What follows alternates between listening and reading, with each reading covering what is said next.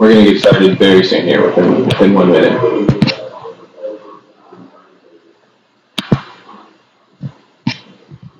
For what it's worth, if you can't figure out that extended mic, it does sound good from the laptop. If you just wanted, you kind of have to push it over there and have them talk more to the computer.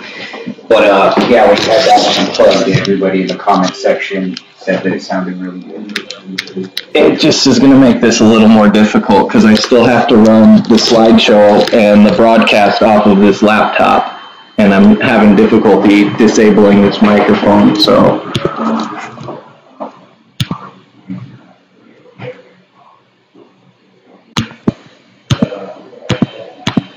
Yeah, I don't know, man. All right, let's just roll with it. It's a lot better now, so and that was a minute ago, so whatever's changed.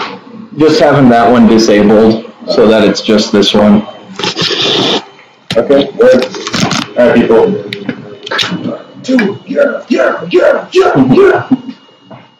Okay, they can't see you because I turned off the camera. Oh. Can you turn that volume down, Carlos? Thank you. No, it actually sounds hella worse now. It's worse now? Yeah, it actually somehow sounds worse. I don't know. Moving it around means you can hear it moving around. It sounds bad. Oh, that's probably just because it was. That's all I can hear because that's where it is. There's a delay. Yeah, we can hear you. All right, people, we'll just start. I'm going to turn down this volume and.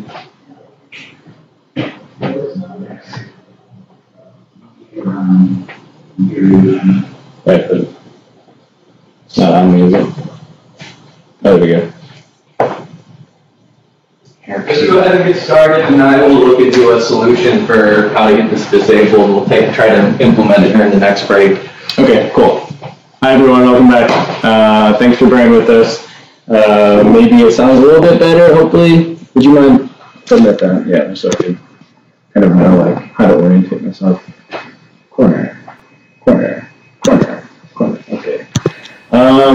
Yeah, so I'll get started. Do you want to pull up the slide that says what are mushrooms? Mm-hmm. Okay. And then is there any way that you could leave it so that I can touch this arrow and that changes it for them? Then I can't see what's going on the broadcast. Okay, but you're going to be there. Mm-hmm. Okay, cool. No worries at all. Okay. What are mushrooms? Mushrooms are the fruiting bodies and reproductive structures of mycelium. Mycelium is a vast network of interconnected cells that permeates the ground. This mycelium will only produce mushrooms under optimum conditions of temperature, humidity, and nutrition. The quote-unquote mushroom is responsible for releasing a ridiculous amount of spores into the air or onto animals' feet or into animals in some weird, rare cases in hopes of ensuring the survival of the species. It's kind of like a Hail Mary when the mushroom fruits, the actual fruiting bodies, are what we know as mushrooms, and then releases the spores, because that mushroom is now going to decompose and going to die, and then hopefully the spores will land in a favorable environment and then be able to colonize that environment and reproduce to create more and more mycelium. Mycelium can live for hundreds and hundreds of years. If you're watching this in Oregon right now, you actually live in the state with the largest organism on Earth. And it is a gigantic colony of honey mushrooms in eastern Oregon. It spans thousands of acres wide, and interestingly enough, honey mushrooms are actually a parasitic type of mushroom, so it's really cool, but it's actually kind of not a very good thing. So that is what mushrooms are. And if you want to click to the life cycle. Okay, I'm going to talk about the life cycle here now. So what we are going to do as amateur mycologists and mushroom cultivators is we are going to create a micro climate or microenvironment, and we are going to give one specific microorganism, these spores, the advantage over all others and try to create this extremely beneficial and favorable, desirable environment for our mushrooms and our mushrooms only. And then we're going to kind of play God in a way that we're going to try to protect these mushrooms and allow them to colonize and grow. So the mushroom life cycle starts off with the spores. And if you look on the right side of the screen, you will see these little dots floating around in the grass. So the spores germinate if the moisture and food is present. Now, the moisture in the food can look like so many different things. Mushrooms like to eat an extremely wide variety of substrates. And substrates, I'm going to say that a lot in this presentation. And just so you know, it's just mushroom talk for stuff the mushroom will eat. It's kind of like the mushroom's diet. So if you went out in your backyard, you'll have mushrooms growing in soil, on your trees, on your mulch, and those are all different types of substrates. But what we're going to be using for substrates today is a mixture of coconut coir, which is like the husks of coconuts ripped up and shredded, and vermiculite, which is a mineral that helps absorb water, and a few different other additives that we're going to mix up, things like horse poop and coffee grounds, that will help feed the mycelium and allow it to metabolize the food or the substrate that we're giving it. Cool. So it's showing here that they're not even seeing that. They asked to see you. But I had it up, and then they're like, we can't see Evan, so I clicked it over. Where? Okay. So yeah, if you want to switch it back, I'm just going to explain a little bit more about the thing back now. Okay, cool. So you see here the spores land on the right side of the screen, and then they start to form these things called hyphae. Okay, so the hyphae are these little strands. They look like little tiny worms or snakes, and they will grow and expand in this really beautiful root-like manner all around the substrate or the spawn. And those will continue to form and get stronger and stronger until the young mushroom forms, and you'll see that on the left side of the screen. And that little button, it's funny because it looks so huge in this picture, but they're quite small. They're called pins or primordia, and those will eventually turn into our big mushrooms to the right. And when the cap, as you can see, it's like the mushroom hat, when that unfolds, it exposes the gills below. And the gills are the reproductive structures that are going to release the spores back into the ecosystem to restart the cycle all over again, and hopefully, like I said before, ensure the survival of the species, whatever kind of mushroom we're working with here. And what we're working with today is psilocybin cubensis. Awesome. Cool. So I will go to the next one. Uh-oh. I can't see it yet. Whoa, look at that one. It's all messed up, though. Sterile technique? No. Oh no. Is this going right? Am I going the wrong way? Yep.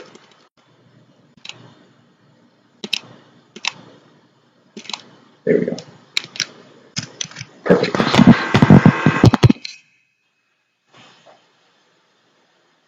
Okay, you see it? Mm-hmm. Okay. So, this is the order in which we are going to be growing our mushrooms here. You can see on the left side, we have forms of inoculation. Agar, LC stands for liquid culture, and grain spawn. And another one that should be in there to the top left is just spore syringes, which is one that we're going to be showing today. We're also going to be showing how to work with liquid culture. I don't, unfortunately, have any agar to show as an example today, but I have some pictures in these slideshows that we're going to show. So basically how it works is I'm going to use spore syringe, for example, we're going to take the spore syringe that contains the little spores that we saw on the diagram before. We are going to take that spore syringe and we are going to inoculate a jar filled with grain that we have prepared, and I'll show you how to prepare these. These spores are going to start colonizing the grain spawn, and then we're going to take the grain spawn once it's fully colonized, and we are going to colonize it again. We are going to use it to colonize a tub with actual substrate in it. So there's going to be a second colonization period, and then once that substrate is colonized, we are going to induce fruiting by moving it into the light and misting it and giving it fresh air. And once we do all that, then the mushrooms will begin to form and then grow and bloom, and then they will start to sporulate, and the whole thing will start over again. So that's a brief overview of everything we're going to go over today. So I'm going to go to the next one.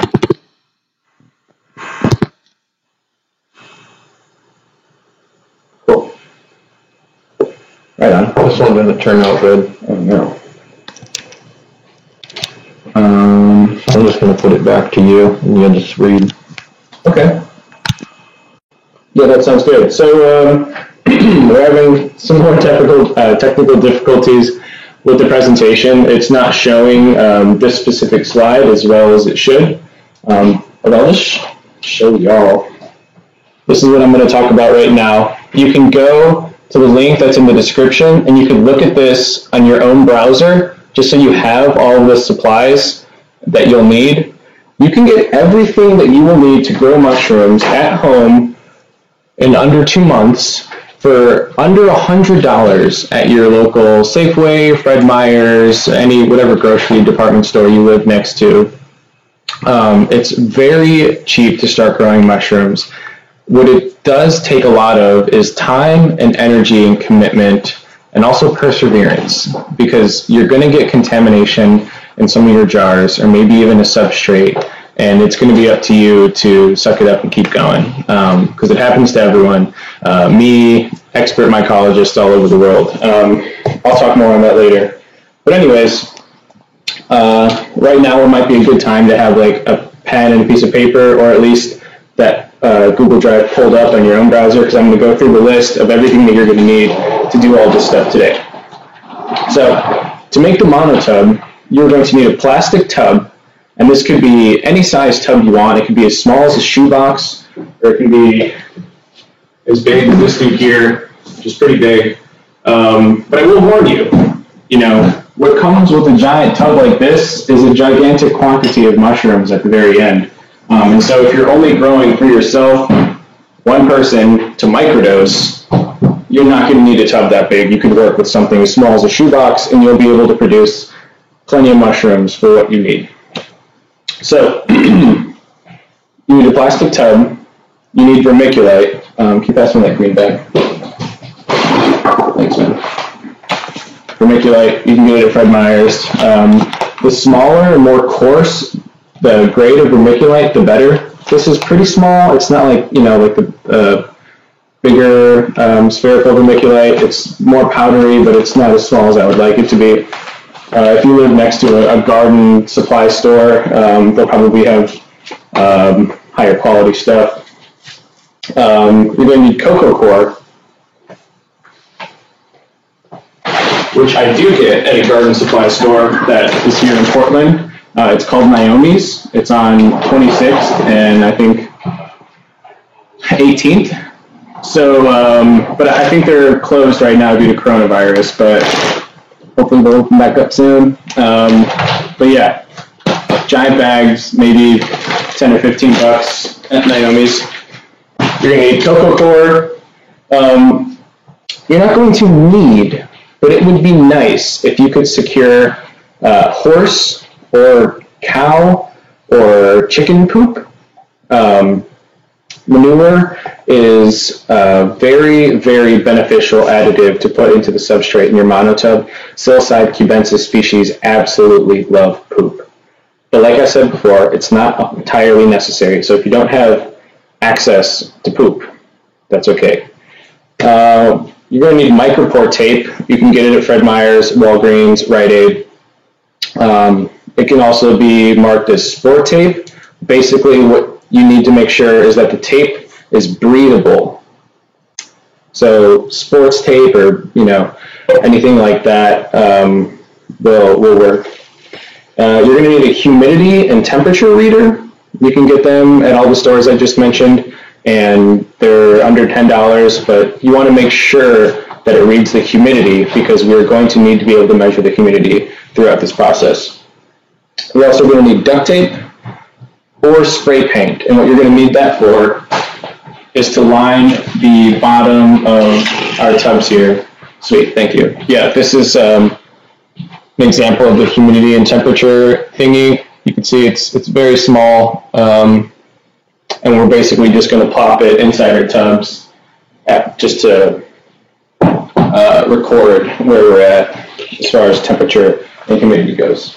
But yeah, once again, duct tapes, we're going to be lining the bottom of the tub on the outside, and that's just to help guide the mushrooms when we are working into the fruiting process.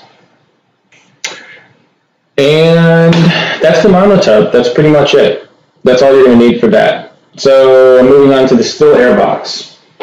The still air box is a tool that you're going to need to practice sterile technique. It is just a plastic tote with big holes cut in the sides.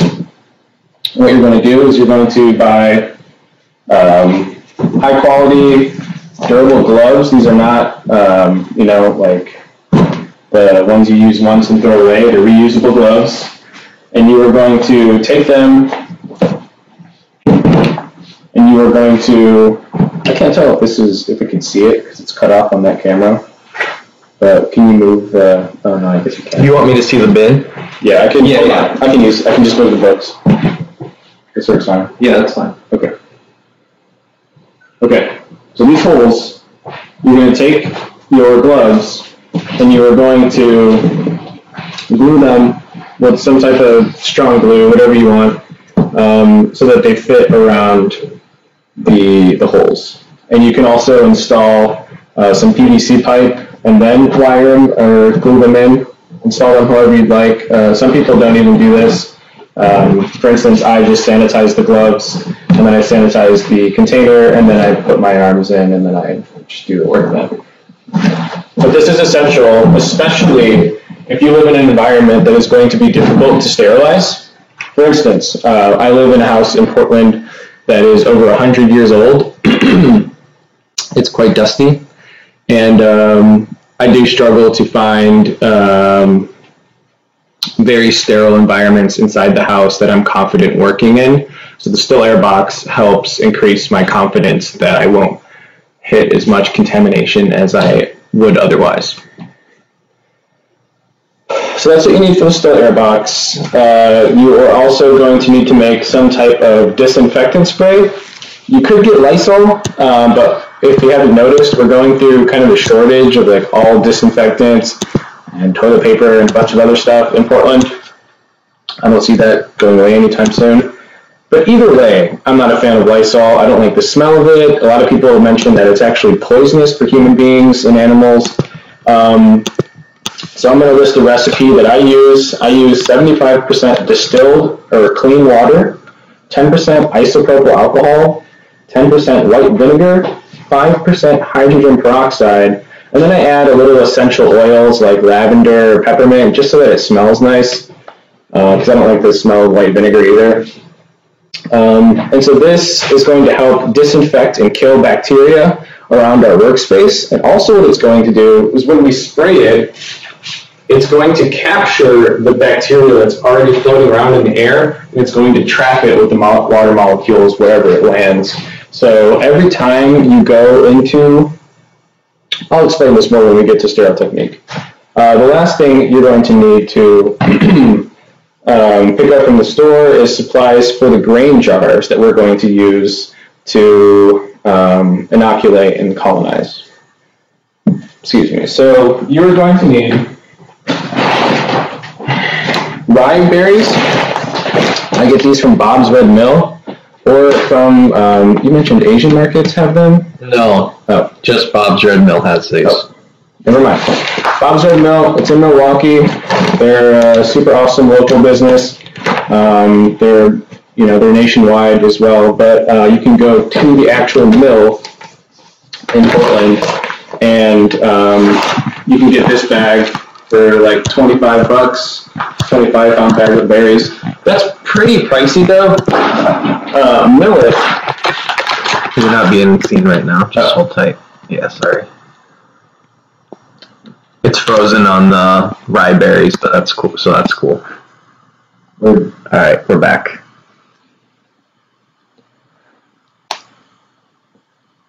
We're back.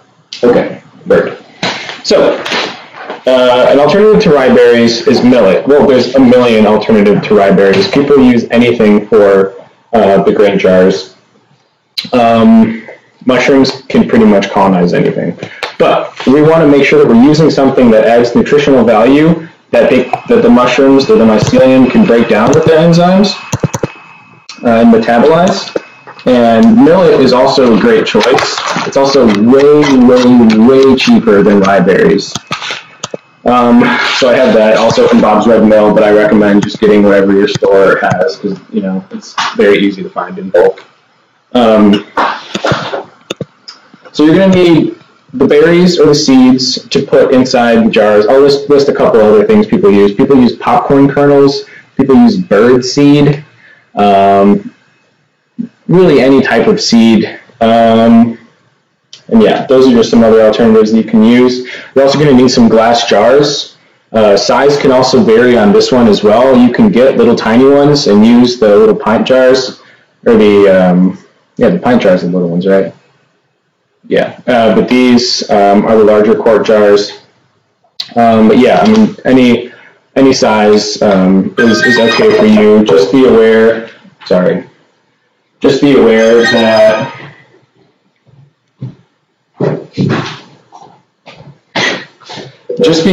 that the larger the size, the longer it's going to take to colonize. So,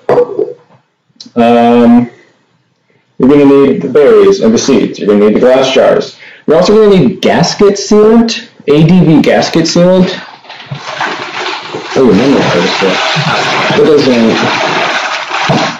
Yeah, that's fine. It's not going to affect the live stream. Oh, right. Okay. You can get it at your local hardware store or at Fred Meyer's. Basically, what it's going to do is it's going to allow us to inject things into our jars. We're going to squirt it on top of a hole that we're going to make in the lid. And it is a really strange material that allows the syringe to be stabbed through it into the jar, us to inoculate, and then when we remove it, it actually self-heals. Oh, weird. Thank you so much. This is what it looks like. Ta-da! Yeah, let me grab that. Thank you. No, I think they got it. It was just really blurry. Yeah. Gasket maker. So, we have gasket sealant. We're also going to need Tyvek or micropore tape, which you already have. So, micropore tape is probably going to be best. And then we're going to need masking tape. You can use the micropore tape as well if you're buying enough of it. And a Sharpie. This is just to label our jars and keep track of everything that we got going on as far as dates, species, and that's really all we're going to be marking on these things. Maybe like a heart or a smiley face or something. So that's all the supplies that we're going to need. So once again, you can replay this video and jot all that down on a piece of paper to make a little grocery list, or you can go to the description of this YouTube video and access the Google Drive that I've created, and it'll be on the 4th or 5th slide. So next thing we're going to talk about is sterile technique. What the? Oh, that works? Okay, cool. Well, that's good. Sweet. Sterile technique. Number one thing you're going to want to do first after you gather all the supplies to work with your mushrooms is you're going to want to clean your house, your whole house. Deep clean, disinfect any surface as much as you can. Get under spots where tons of dust and bacteria is built up, like the sides and underneath your refrigerator, underneath couches. You're going to want to, just very deeply clean your house. And who knows how long you've been stuck inside from coronavirus. Maybe you've already done this, so you might already be good. But if you haven't, it'll just give you another thing to do while you're in quarantine. So clean your whole house. And then once you do that, you're going to want to find a small sterile space like a bathroom or a closet or a cabinet inside your house. Something to note here is that you want to make sure that there's not a lot of foot traffic around this space. So a closet in your first floor hallway in front of your front door is not a good idea compared to a closet upstairs in a spare guest bedroom that no one really ever uses, right? Because we want to limit the amount of bacteria that is being exposed to our workspace, and also, I mean, really just like even just air, being moved around the space is just not a good idea. So a closet or a cabinet or even a whole bathroom, if you can dedicate that, if it's like on the lower level of your house. People should not be going to your house anyways right now because you should be self-isolating, so it shouldn't be too hard. I'm going to stop with the quarantine jokes. Another thing you want to do is when you walk into your room, so say I'm going to use the example of, say we're using a closet in the guest bedroom upstairs, or we're using your closet in your bedroom. When you walk into your bedroom, you want to close the door, you want to take your disinfectant spray, and you want to spray all over the room, because at all times, there's tons of bacteria floating around the room everywhere. So, like I said, we're going to use this kind of like as like a net. We're going to shoot this around the room, and everything's going to fall to the floor, and we're going to feel much more comfortable with opening up our door, spraying inside our little tiny room, and then taking things out and getting to work. Also, use your still air box whenever you can, but obviously be aware that you're only going to be able to use it in little tiny maneuvers like inoculations, grain-to-grain transfer, things like that. But still, it's so essential. Use it when you can.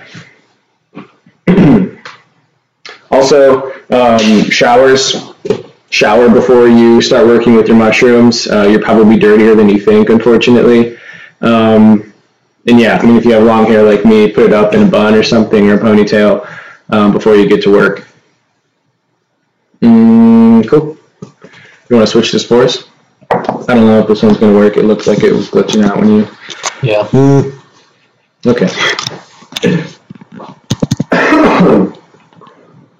I'm going to leave it up anyway because they're asking about the spores, and these are good resources. Those at least show up clear. Yeah, word. Okay, so if you can see right now on your screen, I have two websites listed where you can order spores legally. I did just check SporeWorks, and they are suspending any new orders for the next week.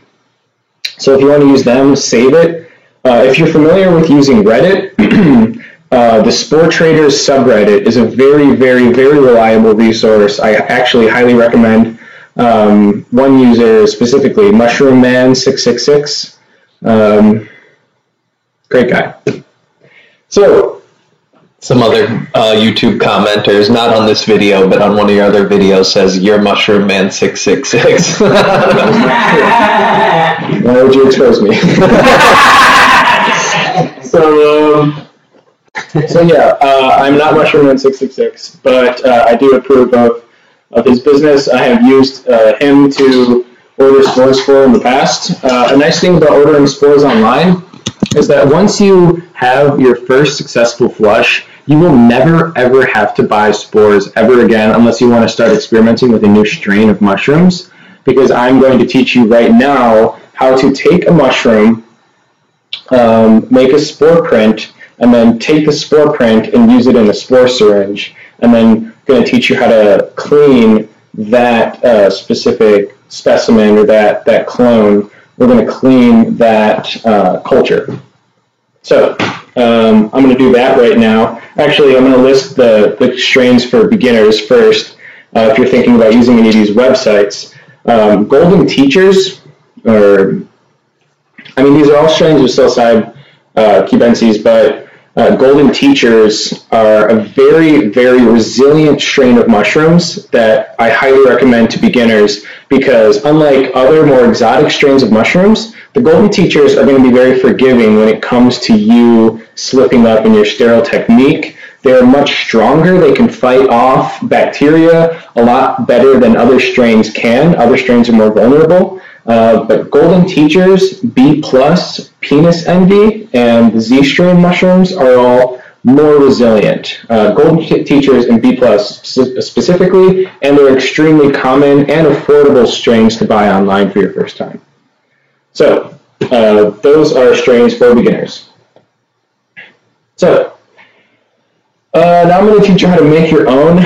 This might be maybe a good time to grab the camera. Okay, do you want to take a little break and see if I can fix this audio? I saw a little walkthrough that others said worked for them with this exact issue. Sure. Yeah, so we're going to take a quick break.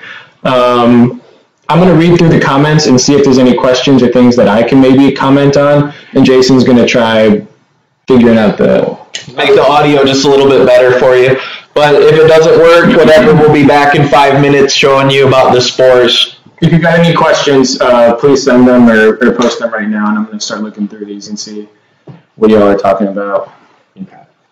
So they might have their audio off, or it might be real disruptive because they can hear me like typing and all that. Yeah, just hold tight for just a moment. If you guys need a refill on your drinks, now's a good time. Bathroom break, Q&A time. Okay, so. Yeah, I went to watch it in the room and there was a lot of comments. Yeah, there's like 70 people. Okay, here's what you do. In Windows Sound, set default device for playback. Windows Sound settings.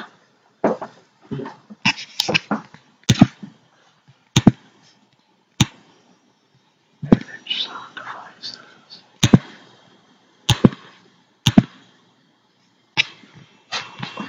As far as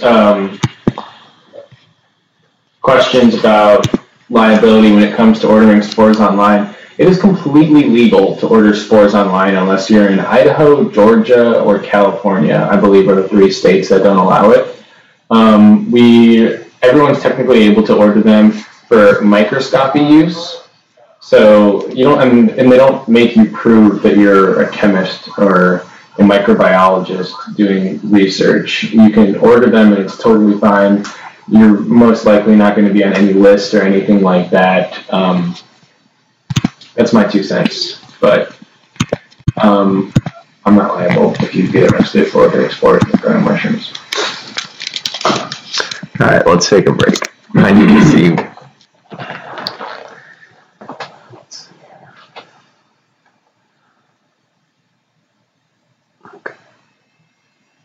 In Windows Sound, set device for playback, set device for recording, disable all input and output audio devices.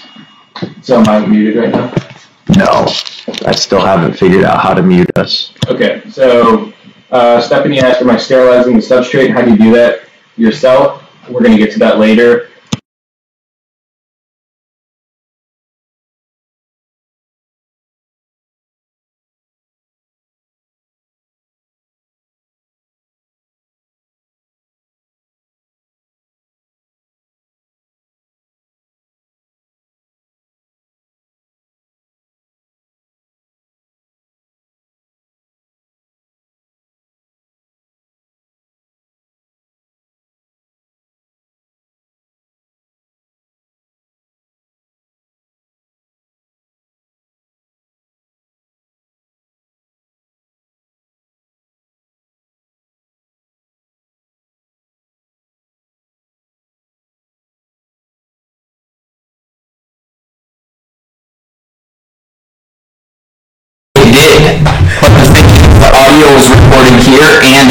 And they were like offset by like 2 milliseconds, so it was creating a weird echo.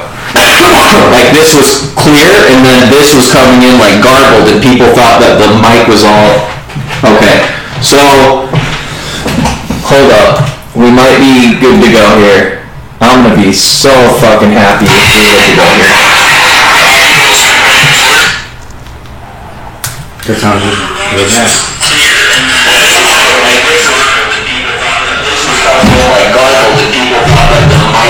That's terrible. Okay. So, I'm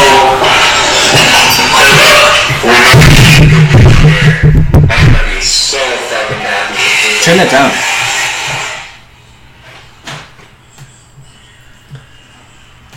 Sorry, everyone.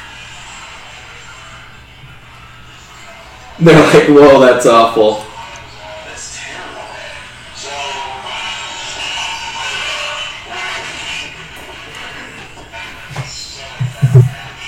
We're so sorry. We gotta stop fucking around. We gotta just do it. Okay. Yeah, it's fine. I mean, that sounded okay. whoa, that's awful. That sounds good. I think it's just feeding off of... Feeding back now. Yeah. Carlos, can you go check the other room and see... Thank you. So, yeah, don't get into it. Just say welcome back, and we're going to check the sound while Okay. you're doing a little welcome back. That we're I gonna get started. deeply apologize if any of you are wearing headphones right now. That hurt my ears, and it was just coming off of my phone. And also, it just sounded terrifying, like a robot monster. Sweet? Yeah. Okay, cool. All right, we're going to get back into it then. The next thing we're going to talk about is I'm going to show you how to make a spore syringe. So I got a spore syringe and a spore print. And I'm going to maybe ask O'Shea to hold the camera, maybe? O'Shea seems unsure. I'm going to move the books closer. It's okay. Don't worry about it. I'm just going to, I'll show people how to do it right here.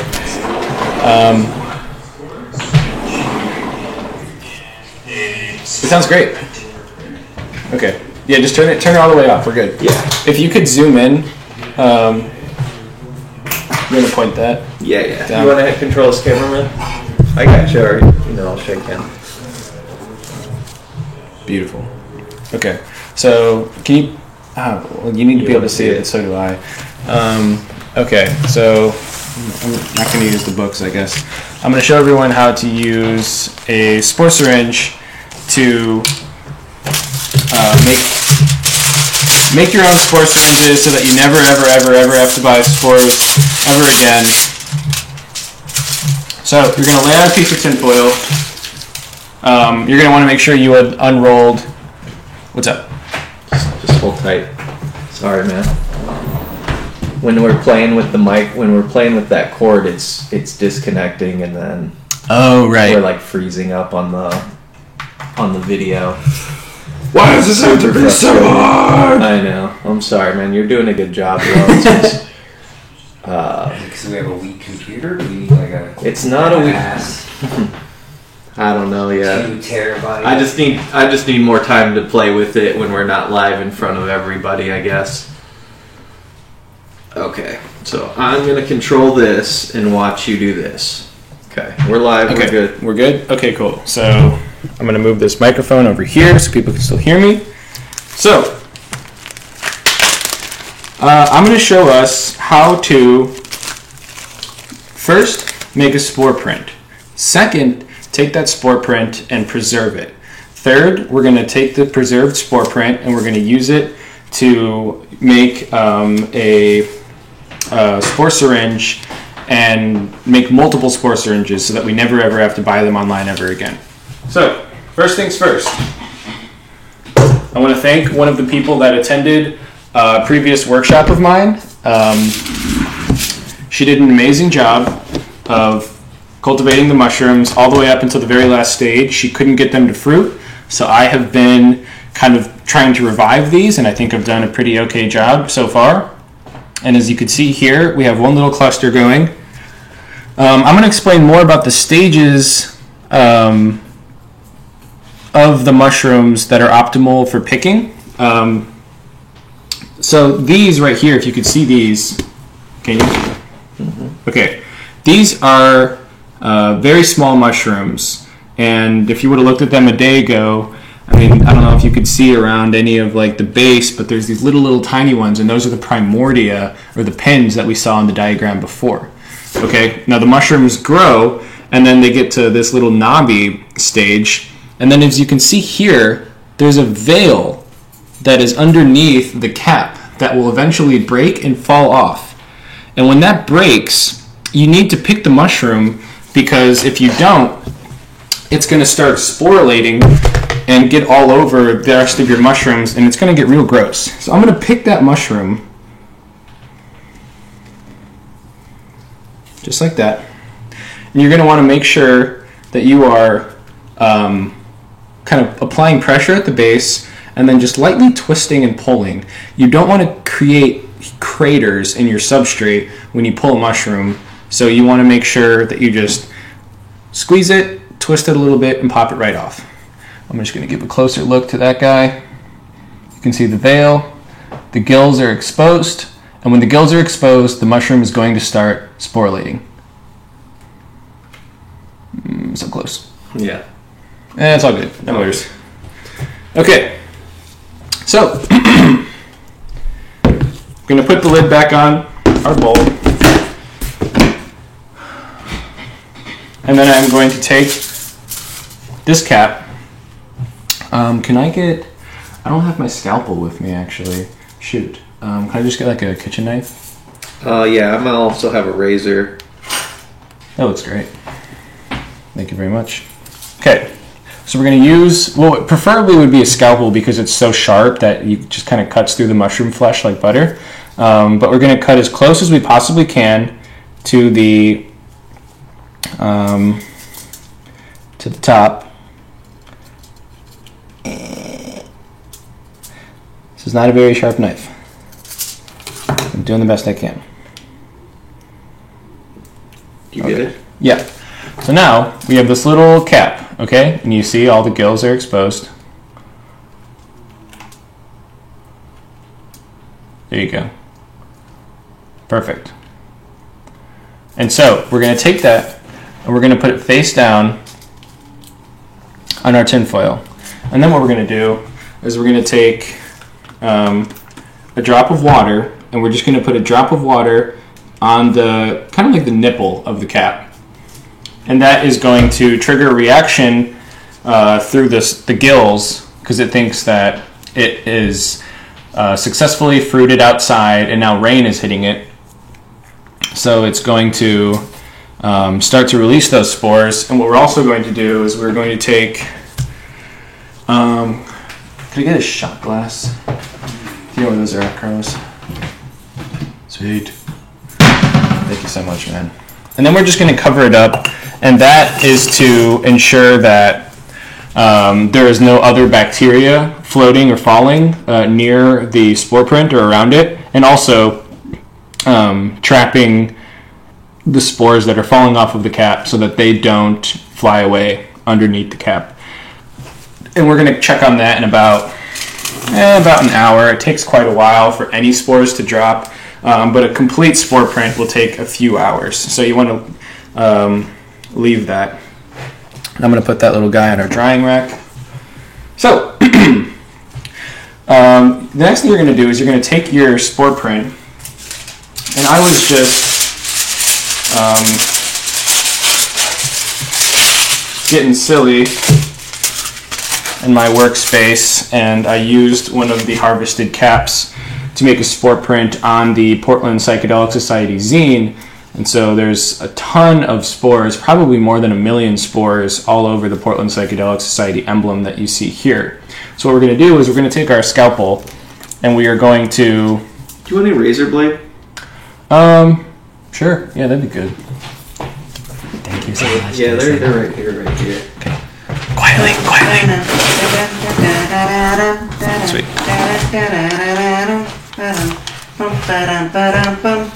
Thanks, Rose. Holt music.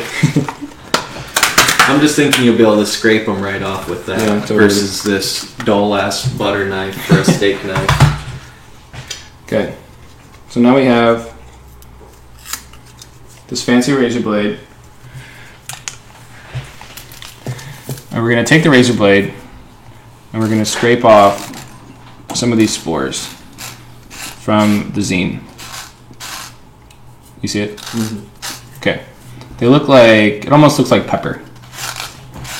Like crushed pepper. Okay? I'm gonna put that aside. And then we are going to take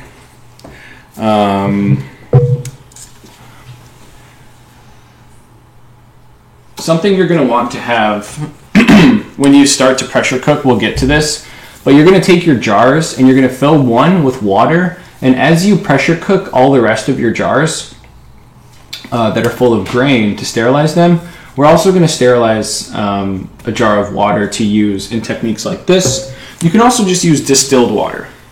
But so what I just did was I just sucked up a bunch of distilled clean water into our spore syringe. And what we're going to do is we're going to spray and make a little puddle on our tinfoil here. You can also do this, it's probably easier, way easier, in like a little jar. Because this is a flat surface, and I don't know why I'm doing it like this. And then we are going to suck up that water that we just squirted everywhere, and you're going to want to make sure that you are, hold on, a little bit more air in there. Make sure that you are getting all the spores that you just put on the tinfoil. Okay, I'm going to get the rest of the air out. And I'm going to just get the last right there. Boom. And now we have, squirting. And now we have a spore syringe. I don't know if that's gonna. It's focused on you, just. Oh. What's this? Here, I'll hold it. Okay. Let's see if I can get it. And it's just gonna look like water with a bunch of little pieces of pepper inside, and those are your spores. Cool. I can't get it to focus. That's fine. People can use their imagination to imagine what The other shot was really good. Okay, sweet. So, that is how you make your own spore syringe. And like I said, you can use every single mushroom that you harvest to make a spore print. Now, we're going to get a little bit into genetics here. The spores are, they contain genetic material from that specific mushroom. So, if you want to clone specifically, like that mushroom that I just pulled, he was a, or she, or they, were a pretty beautiful mushroom that was growing in my substrate. And so if I wanted my mushrooms to look like that one, I would be sure to take that mushroom cap, make a spore print, and then label it beautiful mushroom. And then I could use that to make clones. That's how people make different looking mushrooms. The person that named penis envy mushrooms was trying to make a mushroom that looked like a penis. And so he just kept cloning caps of mushrooms that looked like dicks until he had this specific strain that grows like penises. And so we have this beautiful mushroom syringe right here. And so now what I'm going to do is I'm going to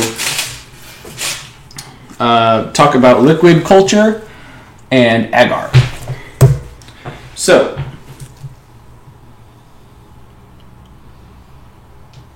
sweet. Okay. We have an example of liquid culture here. Like I said, I don't have an example of agar. But this is liquid culture. Now, what liquid culture consists of is just a bunch of water, clean, distilled, sterilized, or boiled and cooled down water, and a teaspoon of malt sugar or honey or light corn syrup. Just something of nutritional value that the mycelium can start to break down with its enzymes. So, to start liquid culture, the recipe is posted here. I don't think it'll show up on that thing. It's not going to work the same way the other one did. It did? No. Oh, okay. So you want to just zoom in on that one?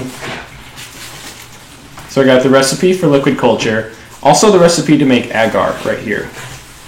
Okay, I'm going to put that down. So like I said, 100 milliliters of clean water, and then a teaspoon of some type of nutritional medium. And now what will happen if we take the spore syringe and we inject it in here, the spores will spread out throughout the liquid and start to form this very strange, cloudy, milky-looking material. And that is the hyphae of the mycelium forming, but it can't really go anywhere else because it's suspended in liquid. So it's just getting strong, gaining resilience, and chilling inside of this little jar. And now what we can do, because inoculating with the dry spores could be considered risky and vulnerable to contamination, now what we can do is, I'm going to get a different syringe just since this one has spores in it now. I might as well save it. Yeah, I got a fresh one for you. How you doing?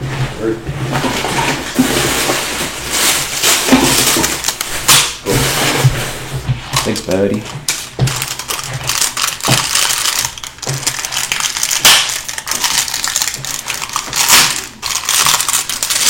This is no longer sterile. I just opened it with my mouth. Okay, so now what we can do is we take our sterile syringe. Torch. Oh, right. You're going to want to flame sterilize the needle.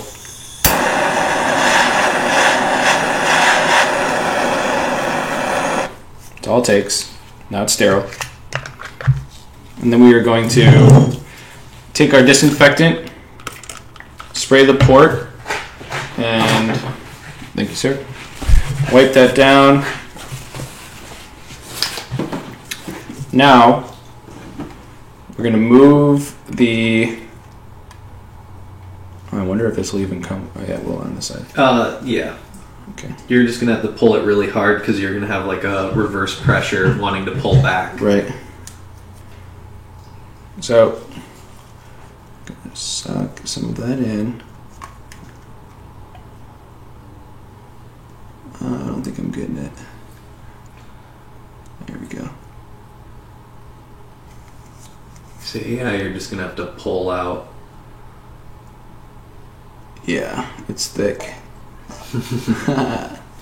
Carlos, can you hold this camera shot? Yeah.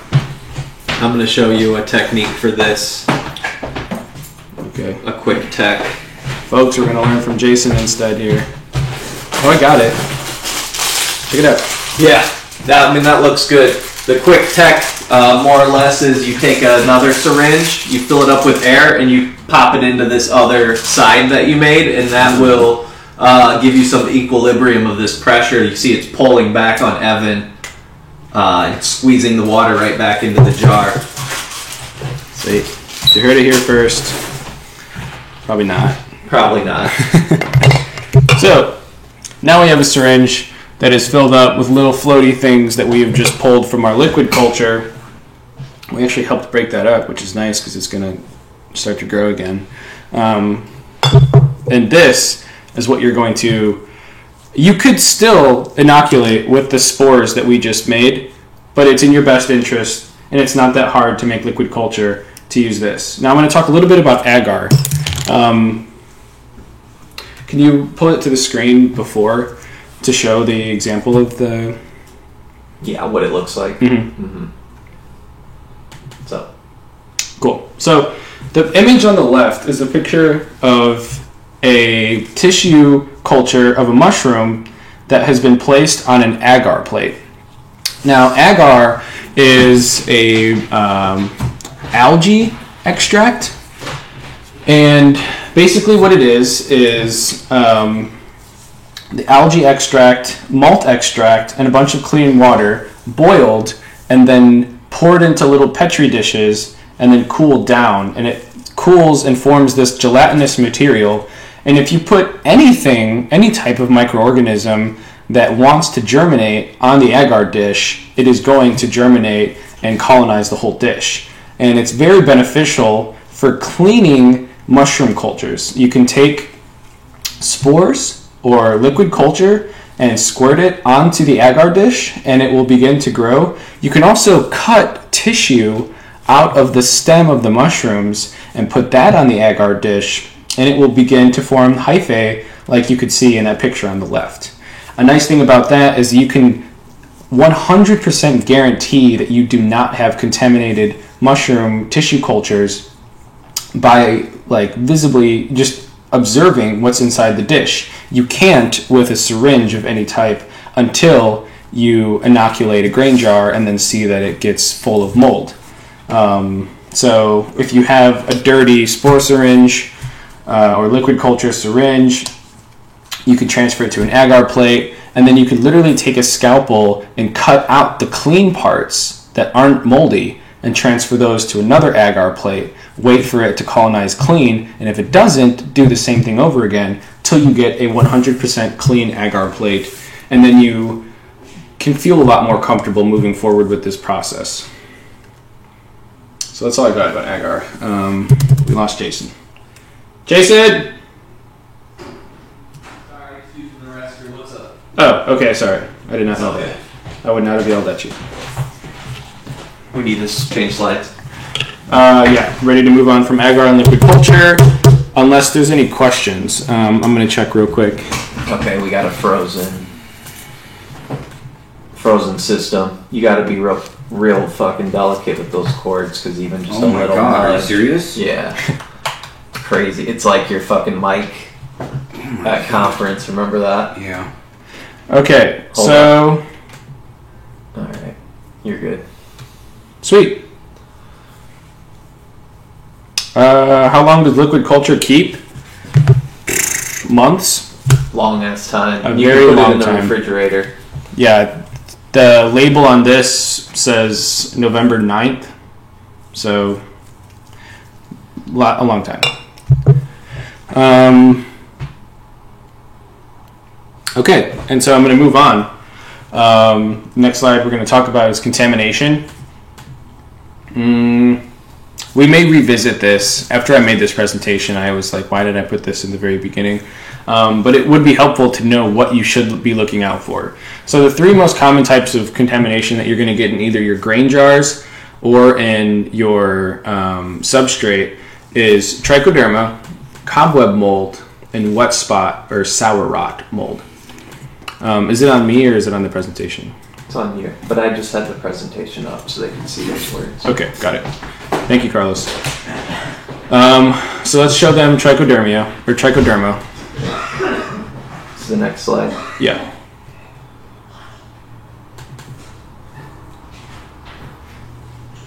Yep, okay. So, is it possible to zoom in on it? Yeah. Okay, so Jason's going to zoom in for y'all. That green stuff that we have in the middle of the substrate is a mold called trichoderma. It is extremely invasive. I saw it multiple times at the cultivation or the industrial mushroom farm that I worked at, where we farmed oyster. We were not farming any type of psilocybin mushrooms there. It was oyster and lion's mane and chestnut mushrooms, and all of those got hit by trich once a week.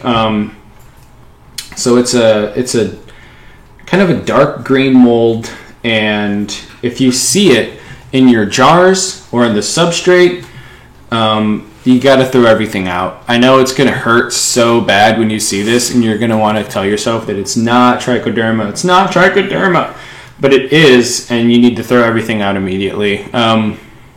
Some people like to throw things out in their garden in hopes that maybe it will germinate and colonize outside, but that sketches me out. Just having trich all around my house outside doesn't seem like a great idea to me. The next one we're going to look at is cobweb mold, and this one's a little bit harder to tell apart from mycelium in general. This picture specifically, not so much. You could tell that something funky is going on there, but sometimes you don't have any pins at all, and it just grows along the top of your substrate, and it tends to blend in with the mycelium, but you can notice it because it's a lot wispier, and it does climb along the sides of your tubs and through your jars, and it's a lot thinner than mycelium. And then the last one we're going to talk about is sour rot or wet spot.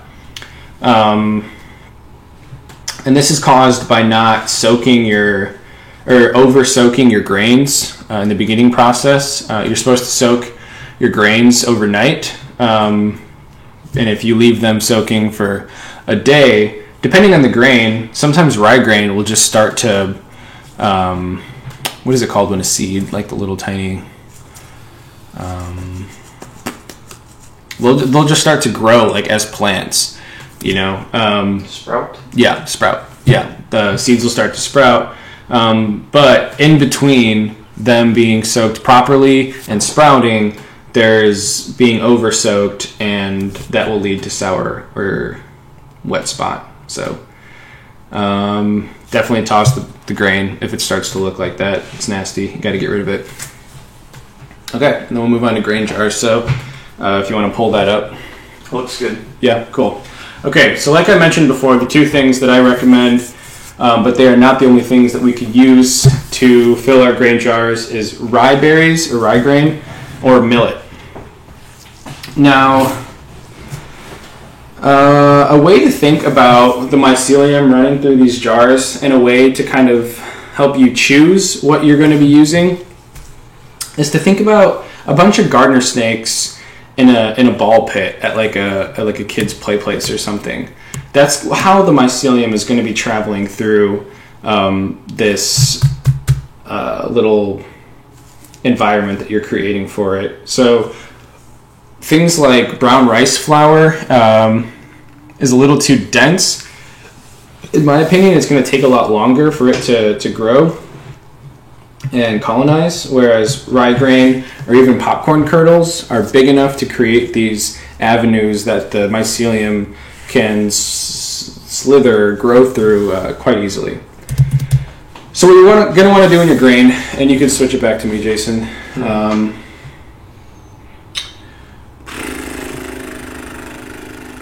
I'm not going to show the whole soaking process. I mean, it's easy enough to know that what soaking stuff in water is. You're going to soak your berries in a bowl overnight, and then the next day you're going to take those berries and you're going to strain them. And then after you strain them for a couple minutes, make sure that all the water is gone. You're going to fill the jars up 4/5 or about 80%. You're going to want like an inch or so. If you're using these size jars, about an inch is how much you want at the top. And then I'm going to talk about the lids that we are also going to have to make for this. Is it on the presentation? Nope. Yeah, we want to put it on there. So you can use, so there's a picture of the lid in the bottom right corner. That is a lid that I purchased off of outgrow.com. It's the lid that I have here with me. They're not that expensive, and it's a little less of a hassle in my opinion. But it definitely is way cheaper to use the gasket sealant that we were talking about before. You just want to be sure that you also have a hole that will allow air exchange in the jar. So you can buy little Tyvek circles on Outgrow, or you can just use the micropore tape and post those over. I just want to show people how easy it is. You can take a lid and using a hole puncher, you can just hole punch the lids and then squirt your gasket sealant right there. That will make the self-healing injection port, and then you'll just make another one on the opposite side, and then you'll use your micropore tape or Tyvek if you want to. Pop that over, and then we have our gasket sealant. Oop.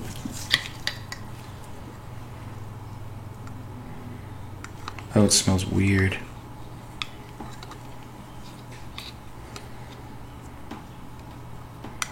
Oh, it feels weird. Okay.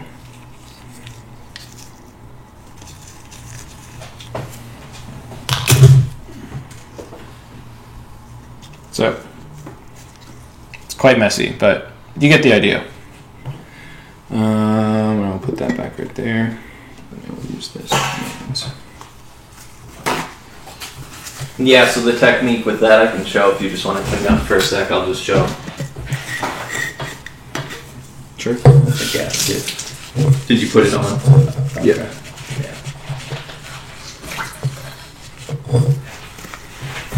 So this stuff is silicone. And what you're going to do, I mean, what Evan did here is fine. I like to do it just a little bit different where I'll put a big glob.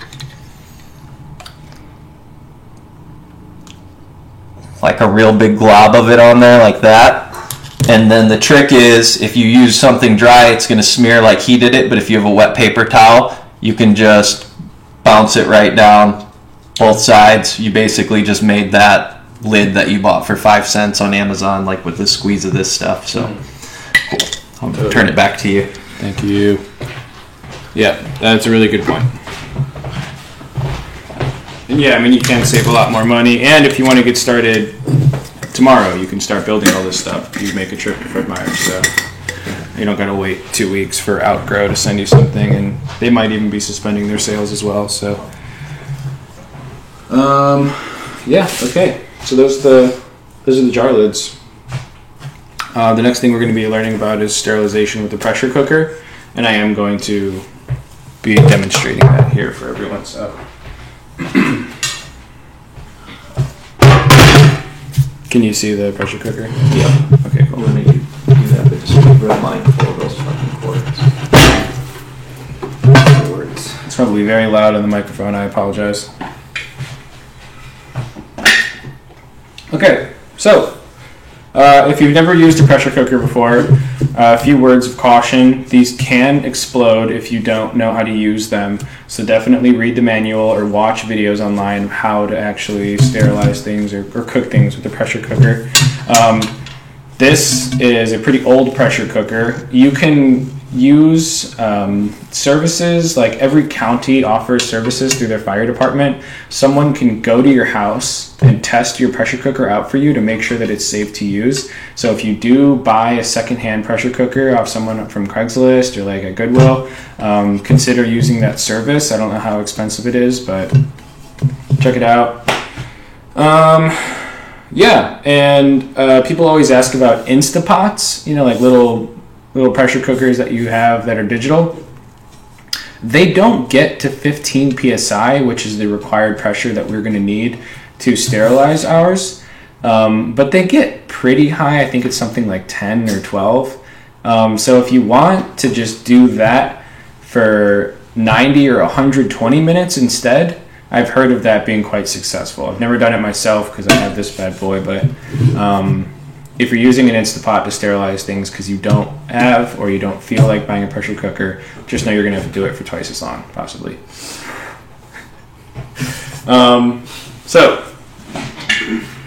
What we're going to do is we are going to... I'm going to use this one for example.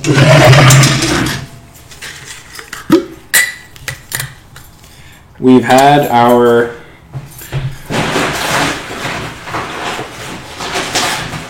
raspberries soaking overnight, and then we strain them.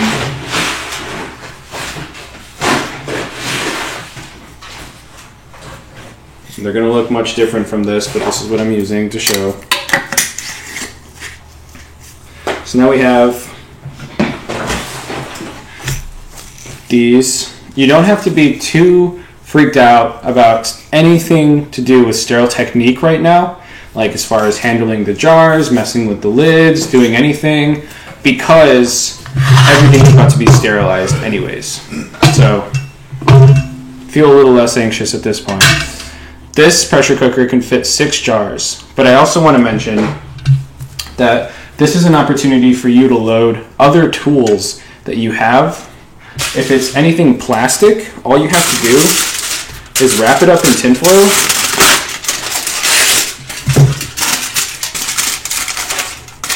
so that the plastic doesn't burn.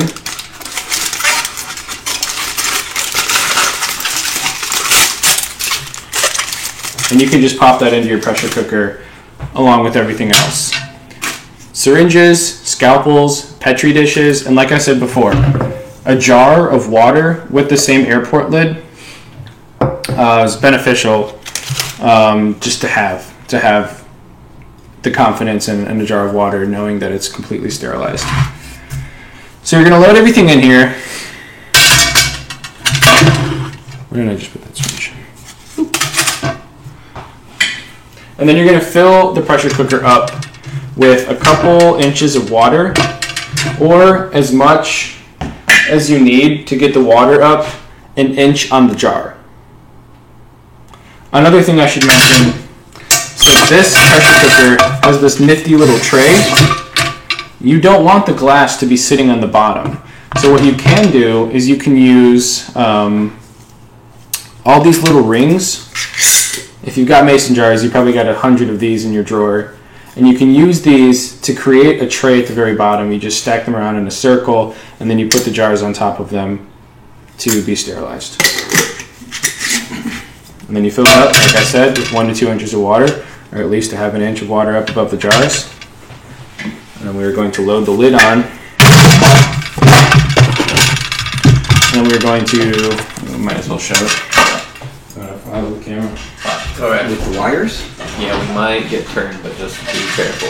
Just use the zoom. Okay. And then use that far right burner. Well, I'm even going to turn it on. Oh, okay. Yeah. We're going to have the oven on medium up until we watch the dial get to 15 psi. Our little thing is going to pop.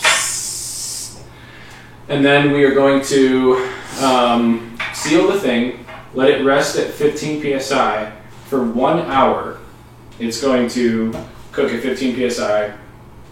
Have the burner on, whatever it takes to maintain that. All people's stoves are different.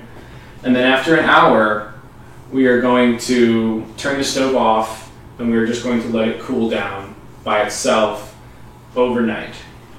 So you're going to come back in the morning, and you have a bunch of sterilized jars inside your pressure cooker, and you're not going to want to open this thing up until you're ready to do all the next steps. So say you wake up in the morning and your pressure cooker's cooled down, but you have to go to work. Don't even open this up. Everything is so completely and perfectly sterile, and it will remain that way because of the sealer until you're ready to do the work. So just leave it in there. But I'm going to pretend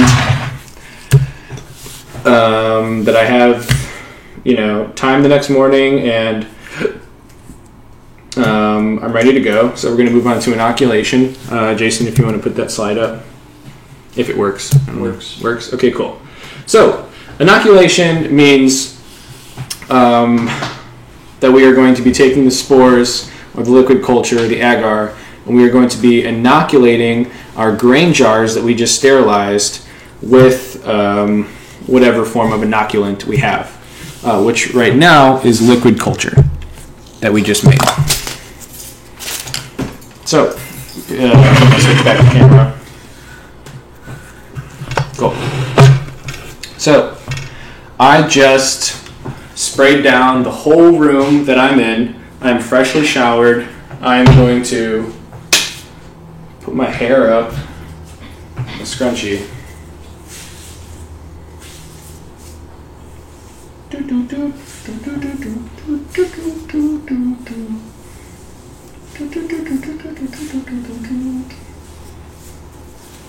Oh, we lost it. I know. That's fine, because you were just taking a break here for a second anyway, so. Right back.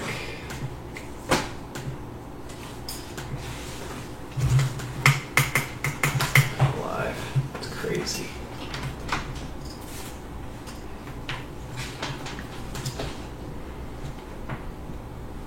Is that still on? Camera's on. Camera's on hand. Looks good. Someone messaged said it was frozen.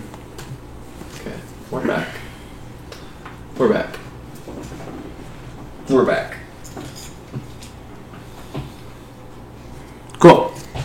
So we're back. So like I said, before we open that thing up, we're going to spray down the whole room, wherever we're at. You want to be in clean clothes. You just showered. You got gloves on. You might even have a mask on.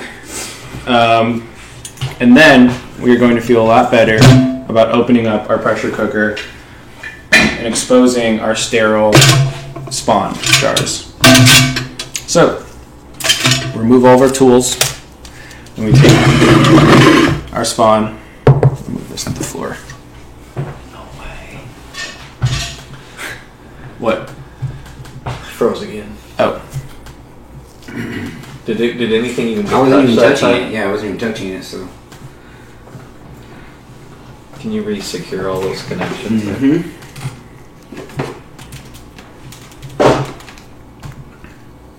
Crazy, dude.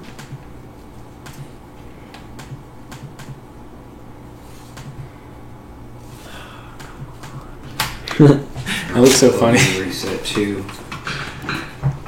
Where it just froze. Yeah. I just look like an idiot. Okay.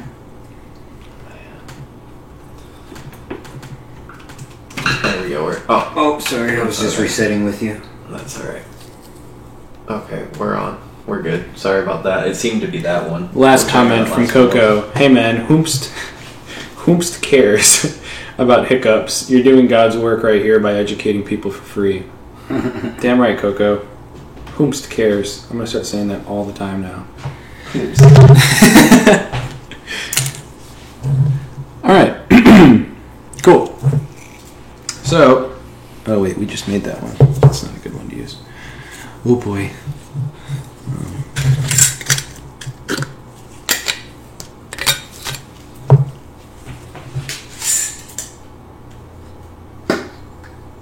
Yeah.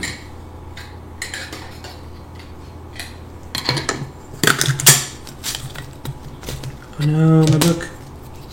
Gas concealant on my book. I think the spore print section went really well. Like A+. Yeah, me too. So we're live, right? We're good? Yeah. Okay. So we're back, everyone. Sorry about the hickety hookada hookups, but we're back. We have our cool little jar here, and this is hydrated grain that we just pulled out of our pressure cooker. Right? We're being very careful. And now, actually, what we're going to do is we are going to enlist the help of our still air box. Finally, I'm gonna put this dude to use. So, what we're going to do is we are going to use our disinfectant. We are going to spray the inside and the outside of our thingy. We're going to take green paper towel. We're going to wipe everything down. Make sure that it's all clean. Everything's good to go. And then we're going to load everything that we're going to need into the still air box, which is all of our jars that we've just started using, and our spore syringes. This one has the stuff in it. I'm going to use, one of these is empty, I know. There's another one just in that drawer there. I know, oh right, it's in the tinfoil.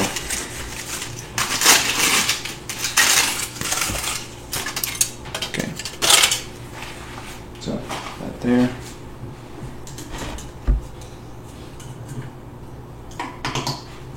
Okay, we got our liquid culture spore syringe.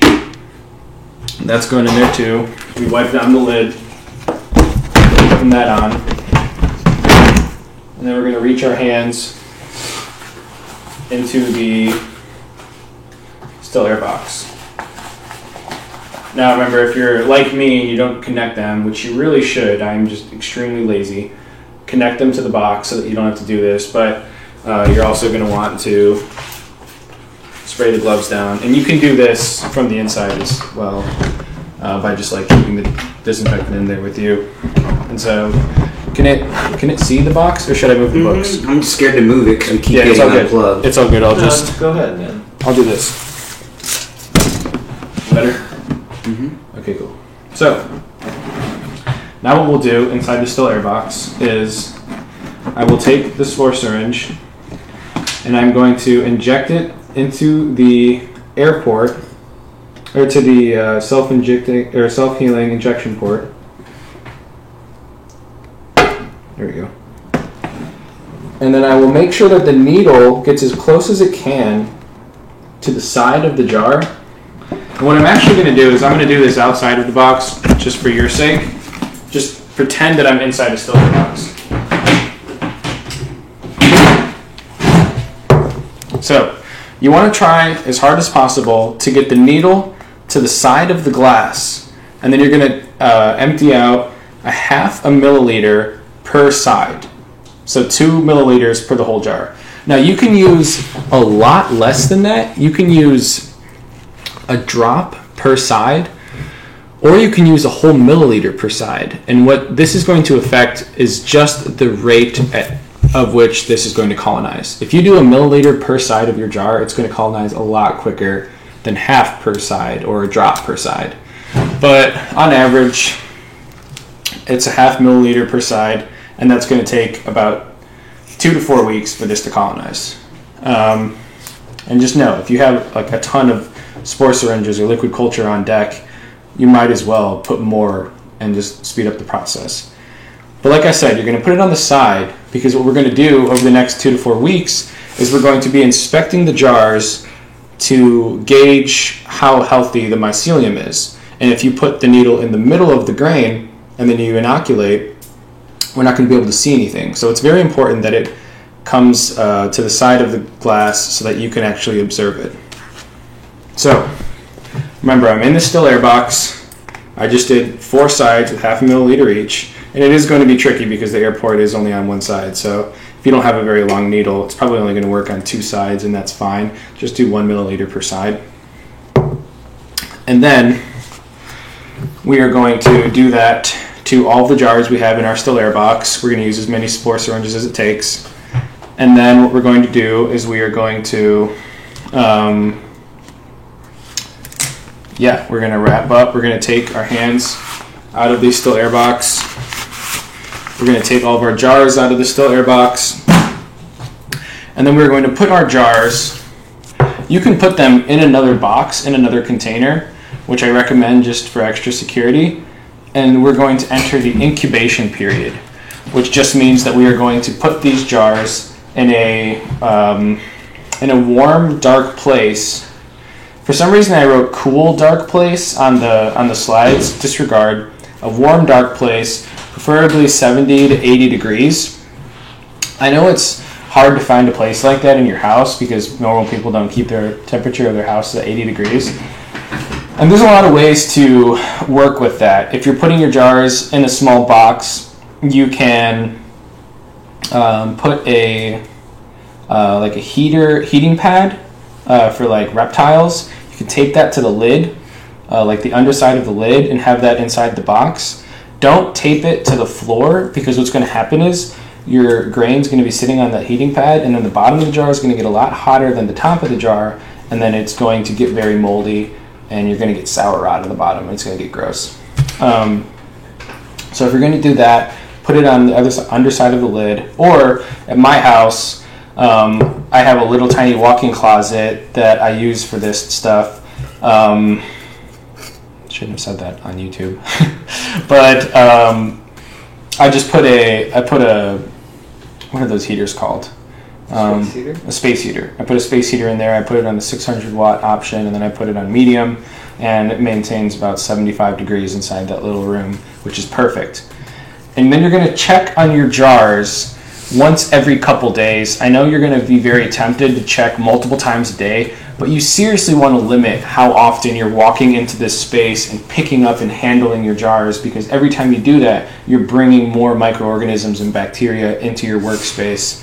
And so every time you check, do the whole spray the room and check yourself and make sure that you're clean, and be very cautious, because this is a very fragile and vulnerable stage in the mushroom growing process, and there's a lot at risk here. So you're going to check every 1 to 2 days. The jars at 1 week, they should have this kind of like explosion that we saw in the agar dish, but it should be happening on the side of your jar. in 2 places or in 4 places. At 2 weeks, it should be noticeably colonizing the middles and should be spreading to the top and bottom. And then at 3 weeks, it should be almost to 3/4 colonized. And at 50 to 70% colonization, you can gauge that however you'd like, you are going to want to take the jars and you're going to want to shake them up. And it's going to look like all the mycelium disappears, but actually it just kind of grabs on to the grain. And you're going to spread that all around it, and then you're going to let it sit. And it's going to colonize much more quickly, and also it's going to help strengthen the mycelium and make it more resilient when you do this. And so there should be another 1 to 2 weeks before it's entirely colonized. And then we are going to move into creating the monotub that we are going to take the colonized grain and inoculate the substrate with. So, you want to show the slide? Incubation? Pasteurization. Does it work? Yep. Sweet! Someone said the person speaking is a fictional character. They love you. What kind of fictional? I should have just said that on YouTube. So, we are going to move to the monotub. Yeah, alright. So, this is the example monotub that we have that doesn't currently have mushrooms growing inside of it. The recipe for the substrate for your monotub, and I'm going to keep it very simple because this is probably your first time growing mushrooms. And what we're trying to do with these methods is eliminate the risk as much as possible, the risk of contamination, that is. Because it's essential that you get a successful first grow, because it's going to motivate you to continue to be interested in growing mushrooms, and I want as many people as possible to be growing mushrooms as their house. So I want it to work out for you so that you're inspired and motivated to keep going. And even if it doesn't, I strongly urge you to keep moving forward. But I'm explaining and using methods that are going to help mitigate that risk, basically. So there's probably going to be a lot of people in the comments commenting how a 50-50 blend of cocoa core and vermiculite is way too simple. It works. It might not work as well as a complex blend of cocoa core, vermiculite, gypsum, horse manure, and coffee grounds does, but cocoa core and vermiculite by itself works if you are using rye berry or millet to inoculate the substrate. So, like I said, a 50-50 blend of cocoa core and vermiculite is the recipe for the substrate that we're going to be putting in our monotub. Now I'm going to show you how to pasteurize this mixture of the substrate. And the difference between sterilization and pasteurization is that sterilization, we're using pressure and heat to kill all bacteria inside the jars and on our tools. Pasteurization, we're using heat to kill most of the bacteria, but we're leaving a lot of the good bacteria that is found in the ingredients in our substrate. Things like coffee grounds, or not coffee grounds, but manure contains a lot of really, really beneficial bacteria that are going to coexist with our mushrooms and help them grow to become beautiful fruit. So, what you're going to need for this step is a bucket like this. This is a cat litter bucket that you could use any 5-gallon bucket from Ace Hardware, Home Depot, or Fred Meyer. And you're going to line the bucket with your pillowcase. The pillowcase is going to act as a container for the substrate and then also as a filter or strainer for the water, because what we're going to do next is we are going to take 1 part cocoa core and 1 part vermiculite for this. For a tub this big, I'm going to gauge, I'm just spitballing here, we're going to use 3 scoops of cocoa core. Now, 4 scoops of cocoa core and 4 scoops of vermiculite, and that's going to be enough to fill this as we add our jars to it as well. So,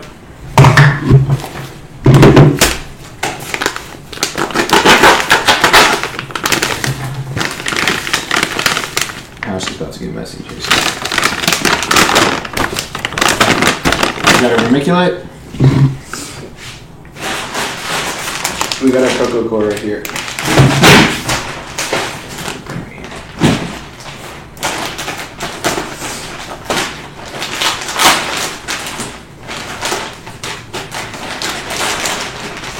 So I'm going to add 1 scoop of vermiculite,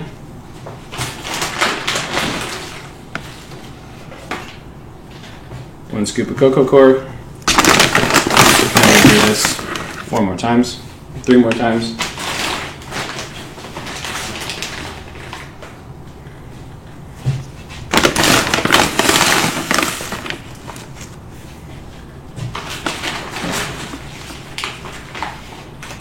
Just for sake of saving resources, I'm going to stop there because this is obviously off the presentation. So,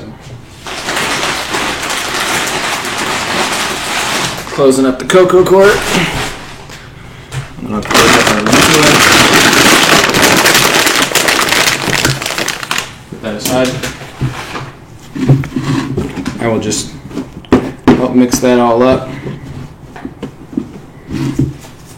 And then what we're going to do is we are going to take, Carlos, would you mind filling that up with water? Thank you. Just like probably halfway should be fine. You're going to take a pot and you're going to put it on your stove, you're going to fill it with water, and then you're going to bring it to a boil. And then we're going to take the boiling water and we're going to pour it into our mixture right here.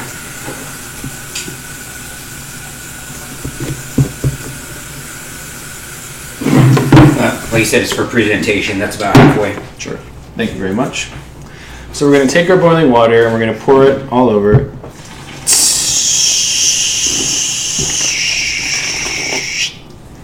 Okay. And then what we're going to do is we're going to take Mr. Spoony and we're going to mix it up with the water.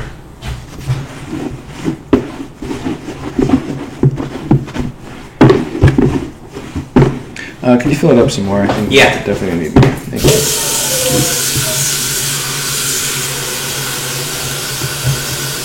Have you ever heard of using hydrogen peroxide on the bulk grain?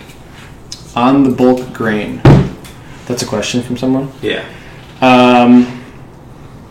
If it gets contaminated, I've heard of people spraying hydrogen peroxide on contaminants or scooping the contaminant out and then spraying hydrogen peroxide to help mitigate the growth of any remaining contamination. And that's the only reason that I could imagine that someone would want to do that, to answer that question. So I'm going to pour some more water because I think we need more. And then I am going to explain what is called field capacity pertaining to substrates when you're growing and cultivating mushrooms. So, like I said in the beginning of this video, what we're trying to do is we're trying to replicate the environment that mushrooms grow in the natural world, okay? And we're taking that and we're putting it inside of a little tiny box this big, which is pretty cool if you ask me. When it comes to the substrate, the term field capacity is used to define replicating the amount of moisture inside the substrate that can be found in the wild in whatever environment is natural for your strain of mushrooms. So, field capacity can be tested by grabbing your mushrooms, or your substrate, and squeezing to see how much water drips out of your hand. So if you are holding it and it's dripping, it's probably too wet. So this is probably too wet, but I'll just keep explaining. If you apply a light pressure and a couple drops fall out, then it's good. And then if you apply a lot of pressure and a little stream starts, then it's also good. But right now, if I were to apply a lot of pressure, that's way too much water. So I don't have to necessarily start draining it now. I could either add more vermiculite or more core. I'm not going to do that though, because you don't need to do that if you feel like you've added an accurate amount of core and vermiculite that you're going to use. the next part of what we're going to do is we're going to take our pillowcase. Oh, sorry, I forgot. This is boiling water. Okay, so what we're going to do is, to pasteurize, is we're going to take a cap or a plate or whatever have you, the lid, and we're going to put it over the top, and we're going to let the steam build up, and we're going to let it sit there for an hour. So you put in the quart, you put in the vermiculite, you put in the boiling water, and then you cover it with a lid and you let it sit for an hour.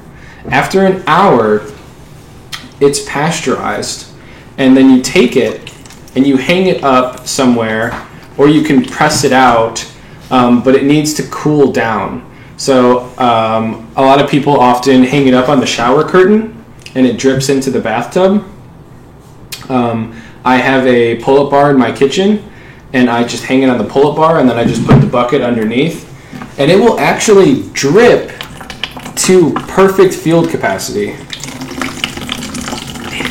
If you set it up and you let it hang and then you leave it overnight, there should be the perfect amount of moisture in the morning when you come back and check it out. So I'm going to move over. I'm going to step out real quick. Jason, can you browse and see if there's any like important questions that need to be answered? I'm just trying to dump this water real quick. Yep. I'm seeing no new questions.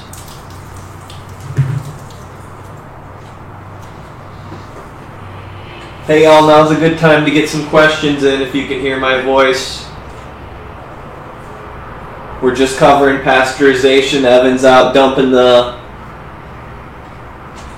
wet pillowcase out in my backyard, just so you know, because we're not doing a real substrate here for this demonstration. We're just talking about what you would do. Alright, he's back. And I'm back. So, we let it hang up there. I'm just going to explain field capacity one more time because it's very important that your substrate is hydrated properly when we layer it in our tub. So, I got a clump of the goodness. I'm holding it, and there is nothing coming off. There's nothing dripping, and it's just sitting in my hand. I apply a little bit of pressure, and I get a couple drops. Sweet. I squeeze very firmly, and I get a neat little stream. That's field capacity. So now that it is tested for field capacity, we are going to keep the lid on that. It's protected inside the pillowcase as much as it needs to be from contamination, so you don't need to worry about freaking out about keeping your pillowcase. I mean, you should worry a little bit. We're going to take the monotub.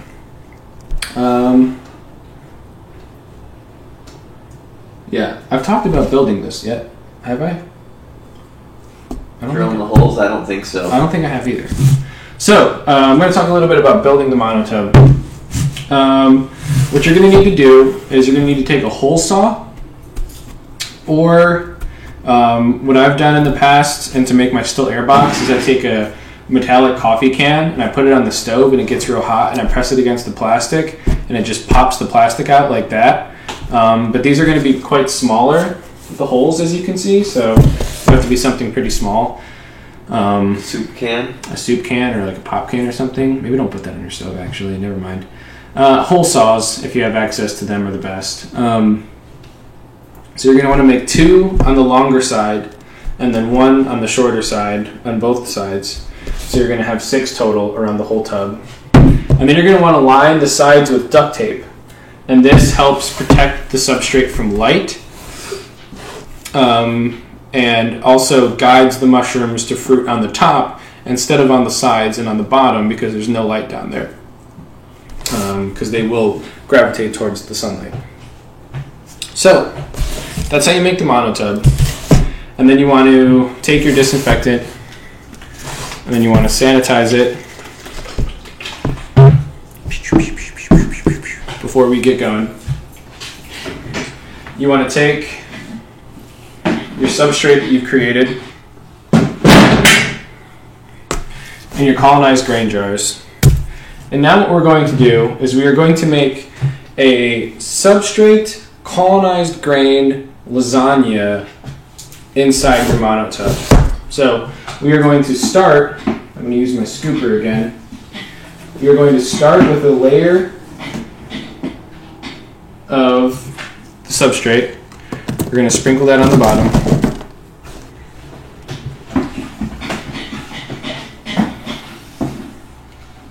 Yeah, you might want to... Yeah, I got a good shot. Oh yeah, inside? Yeah. And we are going to need a lot more than I had originally expected.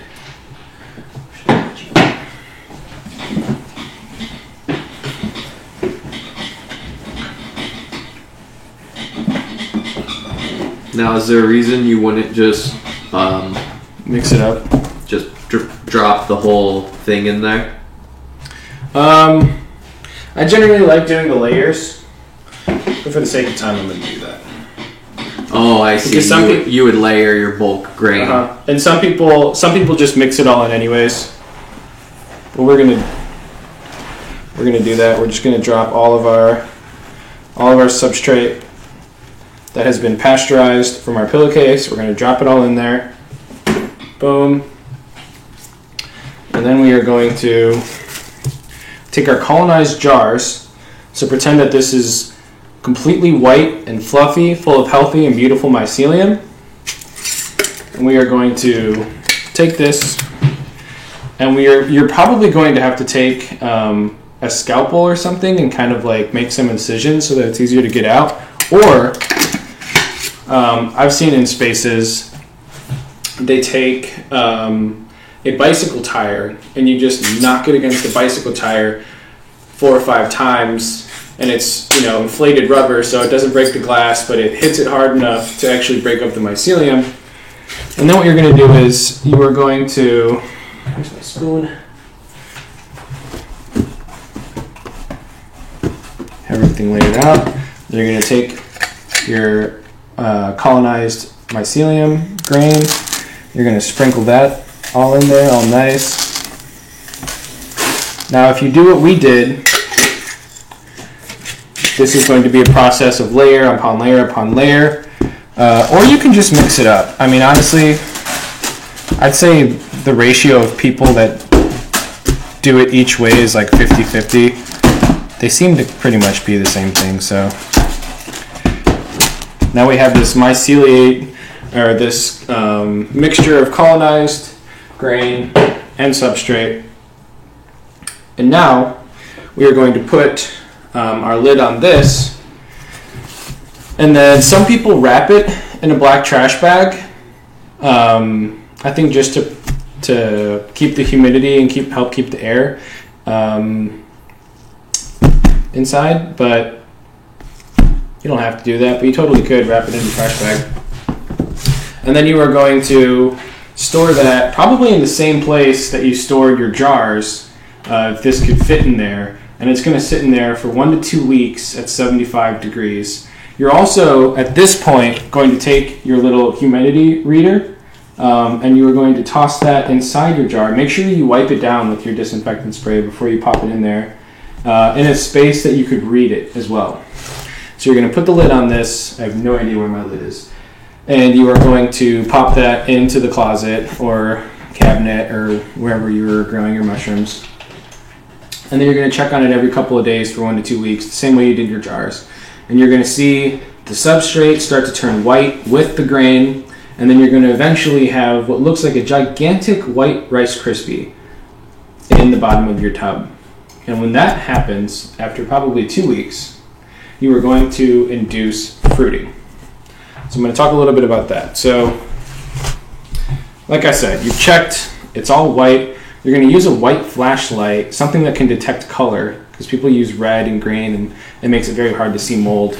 If there's no mold or anything on the jar, on the actual substrate, you are then going to take it out of your closet and leave it in the open room so that it can be exposed to indirect sunlight. You can also use artificial lights, any 5 to 7,000 K Grow Light is going to be able to induce fruiting. Just make sure that it actually emits blue light. And then what you're going to do is you are going to take off the micropore tape so that the holes are left open. And then you are going to take polyfill and you are going to stuff the polyfill inside all of the holes. And what this does is polyfill acts as a filter so that microorganisms and bacteria can't get in, but it allows for a greater airflow so that your mushrooms are getting more fresh air. Because to induce fruiting, what we need to increase inside is moisture and fresh air. So what we're going to do, usually once a day, is we are going to open up the lid. We are going to spray the walls, not the substrate, because we risk bruising and hurting the substrate, but we are going to mist the walls, and then we are going to take our lid. I'll just use this, guys, for now. And we are going to fan the mushrooms for approximately 1 to 2 minutes.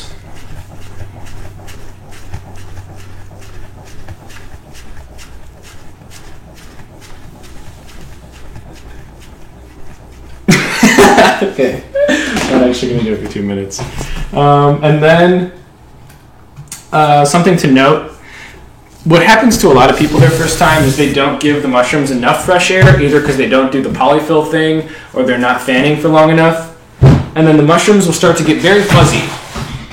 And you can see it happens to this person's mushrooms if you want to zoom in. But at the base of the mushrooms, Can you turn it the other way? you can even see on this one, yeah. Exactly. It looks very soft at the very base of them, and you get this weird fuzziness around the mushrooms. Yeah, that's fine. And that can be decreased by adding fresh air to the mixture. It's hard to see through them all, but it kind of looks like big marshmallows or something. Mm-hmm.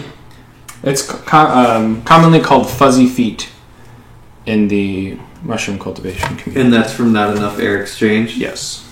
I definitely see that a lot. Yeah. Keep my lids on. Okay. And so, within 1 to 2 weeks, or actually within a week, you should start to see tons of little pins start popping up around your tub. And then you should start to see those pins grow into mushrooms that are about this size. And then, yeah, like I said, when the mushroom veil breaks, that is when you know that it's time to pick the mushroom. And then you can cut the cap, make the spore print, and then start to dry it. So I'm going to start talking about drying and storage after you've harvested all of your mushrooms. And then I'm going to start talking about second flushes after that. So if you don't own a dehydrator, I don't think it's worth purchasing one for this, but that's obviously up to you. If you have a dehydrator and you're going to use it for the mushrooms, make sure it's on the lowest setting and put it in there until the mushrooms are cracker dry. Now that's a term used to describe mushrooms when they're at an optimum dryness, and that just means that when you, oh nice, Jason has a dehydrator that he'll show you now. All right, maybe. Here we go, mind frame. So standard Nesco, something you would dry your fruits, vegetables, or meats on. They don't get too hot. Only has an on and off, actually. Sweet. I'm sure it would work fine. Just monitor them. You don't want to overcook your mushrooms. You can also put them in the oven at 180 for, like I said, just keep checking on them. I've never used that. I've always just used a sushi rolling mat. And I just put them on my counter.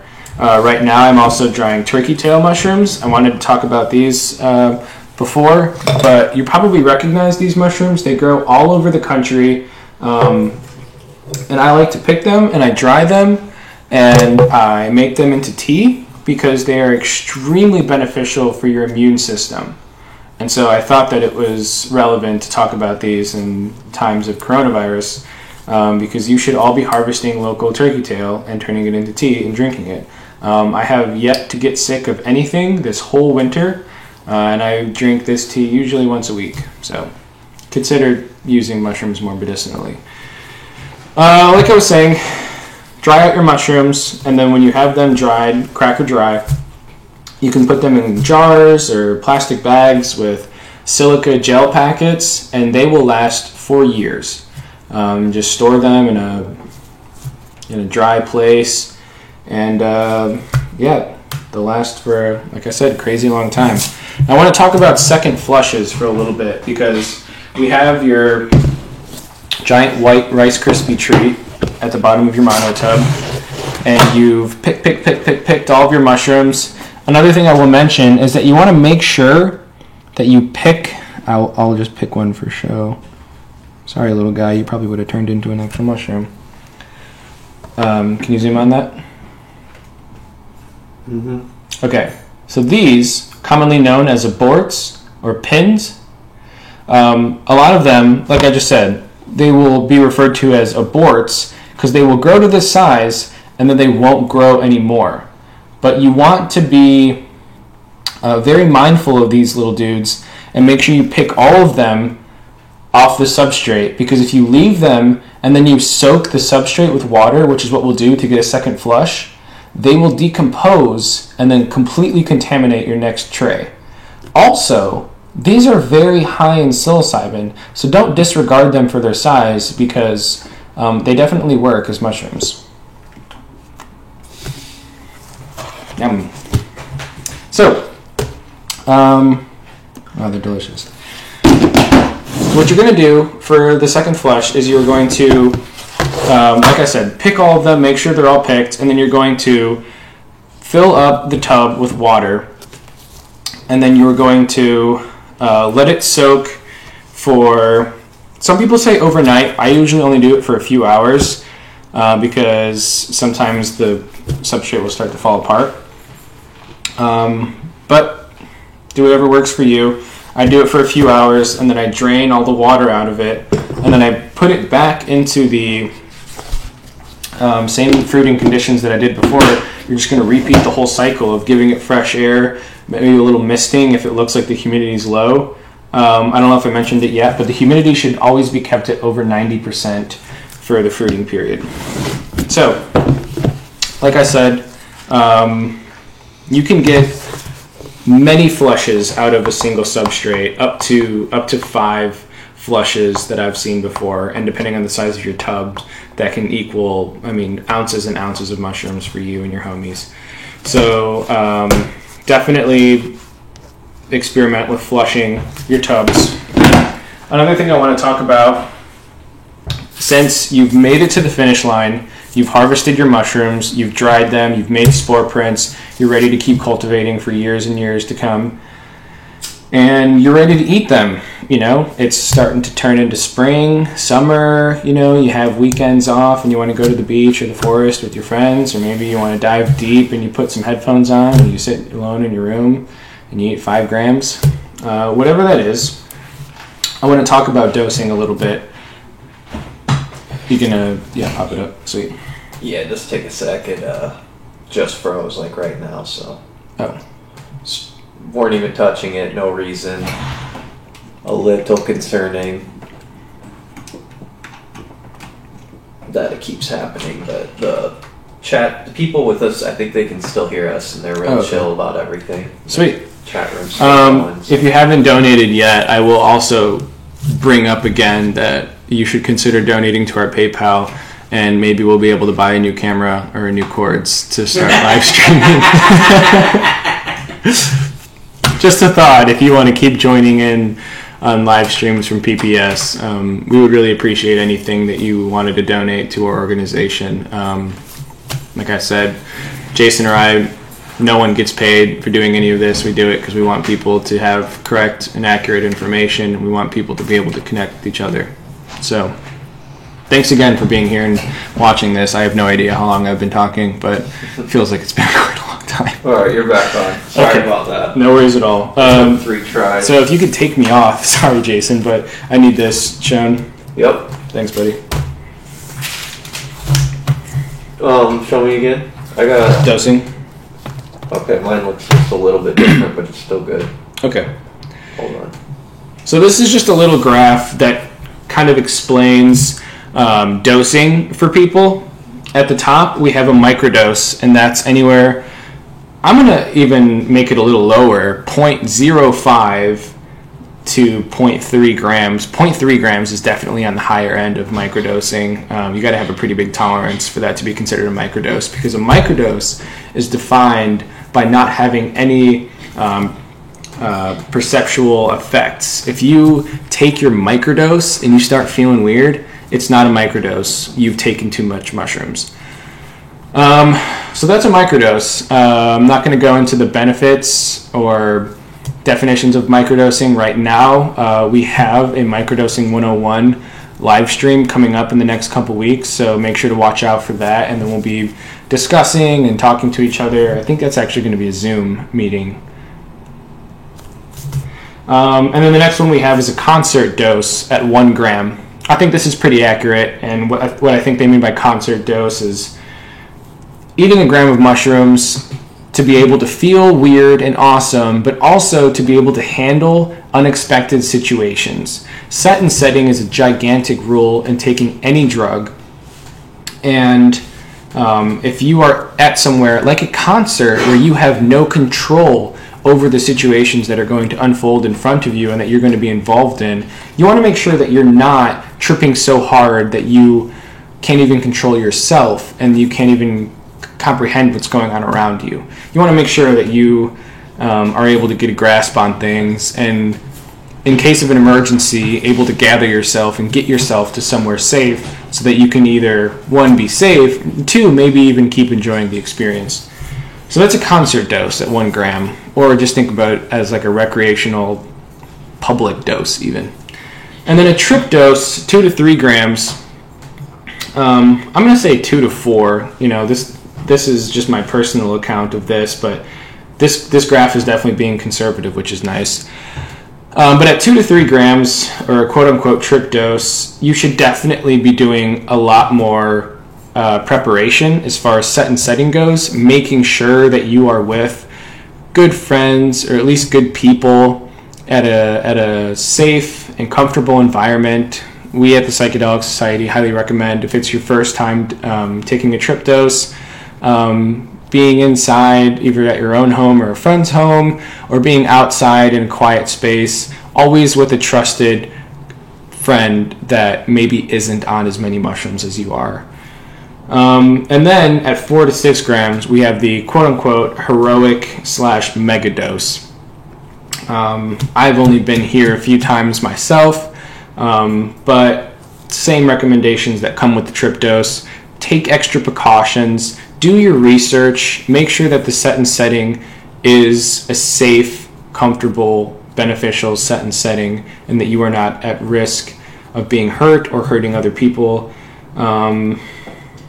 And definitely for 4 to 6 grams, I recommend getting a trip sitter or someone that you trust to hang out with you to make sure that you're cool.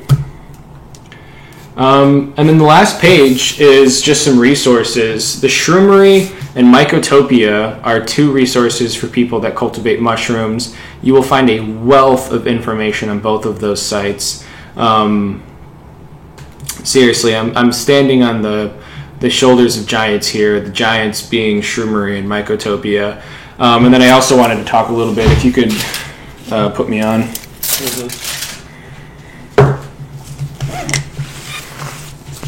So I'm just going to show people a couple books that I found extremely beneficial to help learn how to grow mushrooms. The Psilocybin Mushroom Bible by Virginia Hayes and Dr. Kay Mandrake.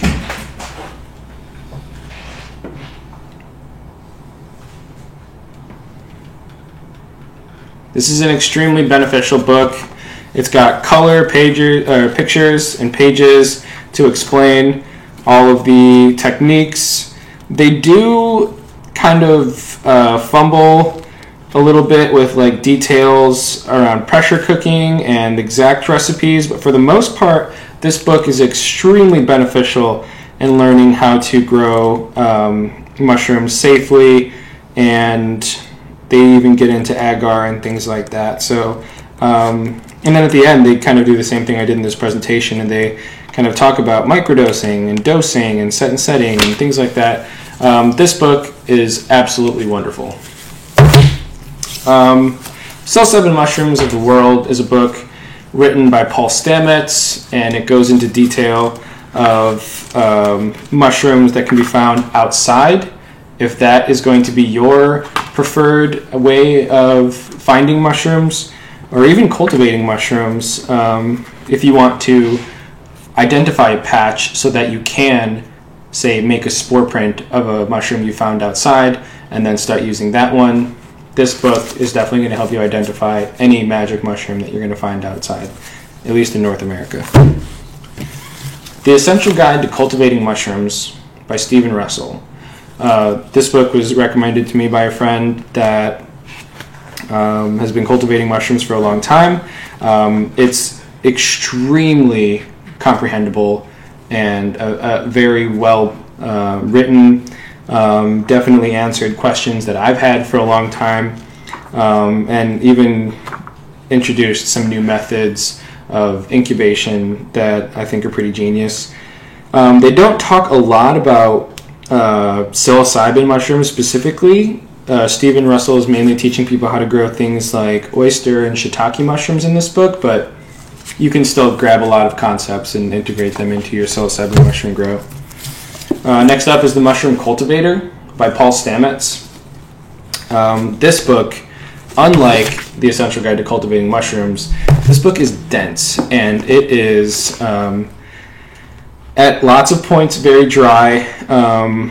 Paul Stamets, as most of you probably know, is an absolute mushroom wizard, and he has been studying and writing about mushrooms for decades. And so I would highly recommend the previous books that I mentioned first before getting into this book, but I would still recommend this book for people that are starting to take this more seriously, because this book is absolutely amazing. If you start getting into mushrooms a lot, just like as a mycologist, like the science of mushrooms and fungi fascinates you, I highly recommend this book, Mycelium Running, How Mushrooms Can Save the World. This is also written by Paul Stamets, and it's a great guide and introduction to things like mycoremediation and bioremediation, and using mushrooms to grow medicine and help combat pollution, make outdoor patches of psilocybin mushrooms. It's an absolutely fascinating, amazing book, and I can't recommend it enough to people that start to take mycology more seriously and are fascinated by the study of fungi. So, highly recommend Mycelium Running. And then Radical Mycology is a book by a local Portland author named Peter McCoy. He actually has a business here in Portland called Mycologos. So if you want any cool mushroom merch, or you want a mushroom grow bag, like this oyster mushroom grow bag that we have here, I can move it to the... Alright, get it please. No, we're good. Oh, sweet. Okay. So yeah, little bags like this that allow mushroom cultivators to just have fun little experiments. These are also extremely delicious mushrooms. Can be found... this one was purchased from Bridgetown Mushrooms in Portland, Oregon. They're an absolutely amazing company run by amazing people. But they also sell those at Mycologos, which is the company owned by this author, Peter McCoy.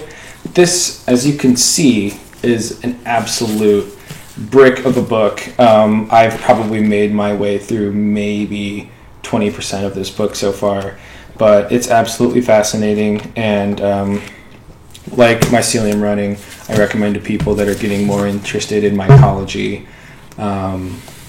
in general. And with that, that's my whole presentation. That's all I got. I hope you learned something new. I hope you take this very strange time that we're in, this quarantine, to if not to learn how to grow mushrooms, to learn something new at home, whether it's learning how to play the guitar or do yoga or meditate, something, make this time productive and beneficial to you in some way. But I hope it's growing magic mushrooms because it's awesome. So I'm going to take a little bit to answer some questions. Okay, there's going to be some in here.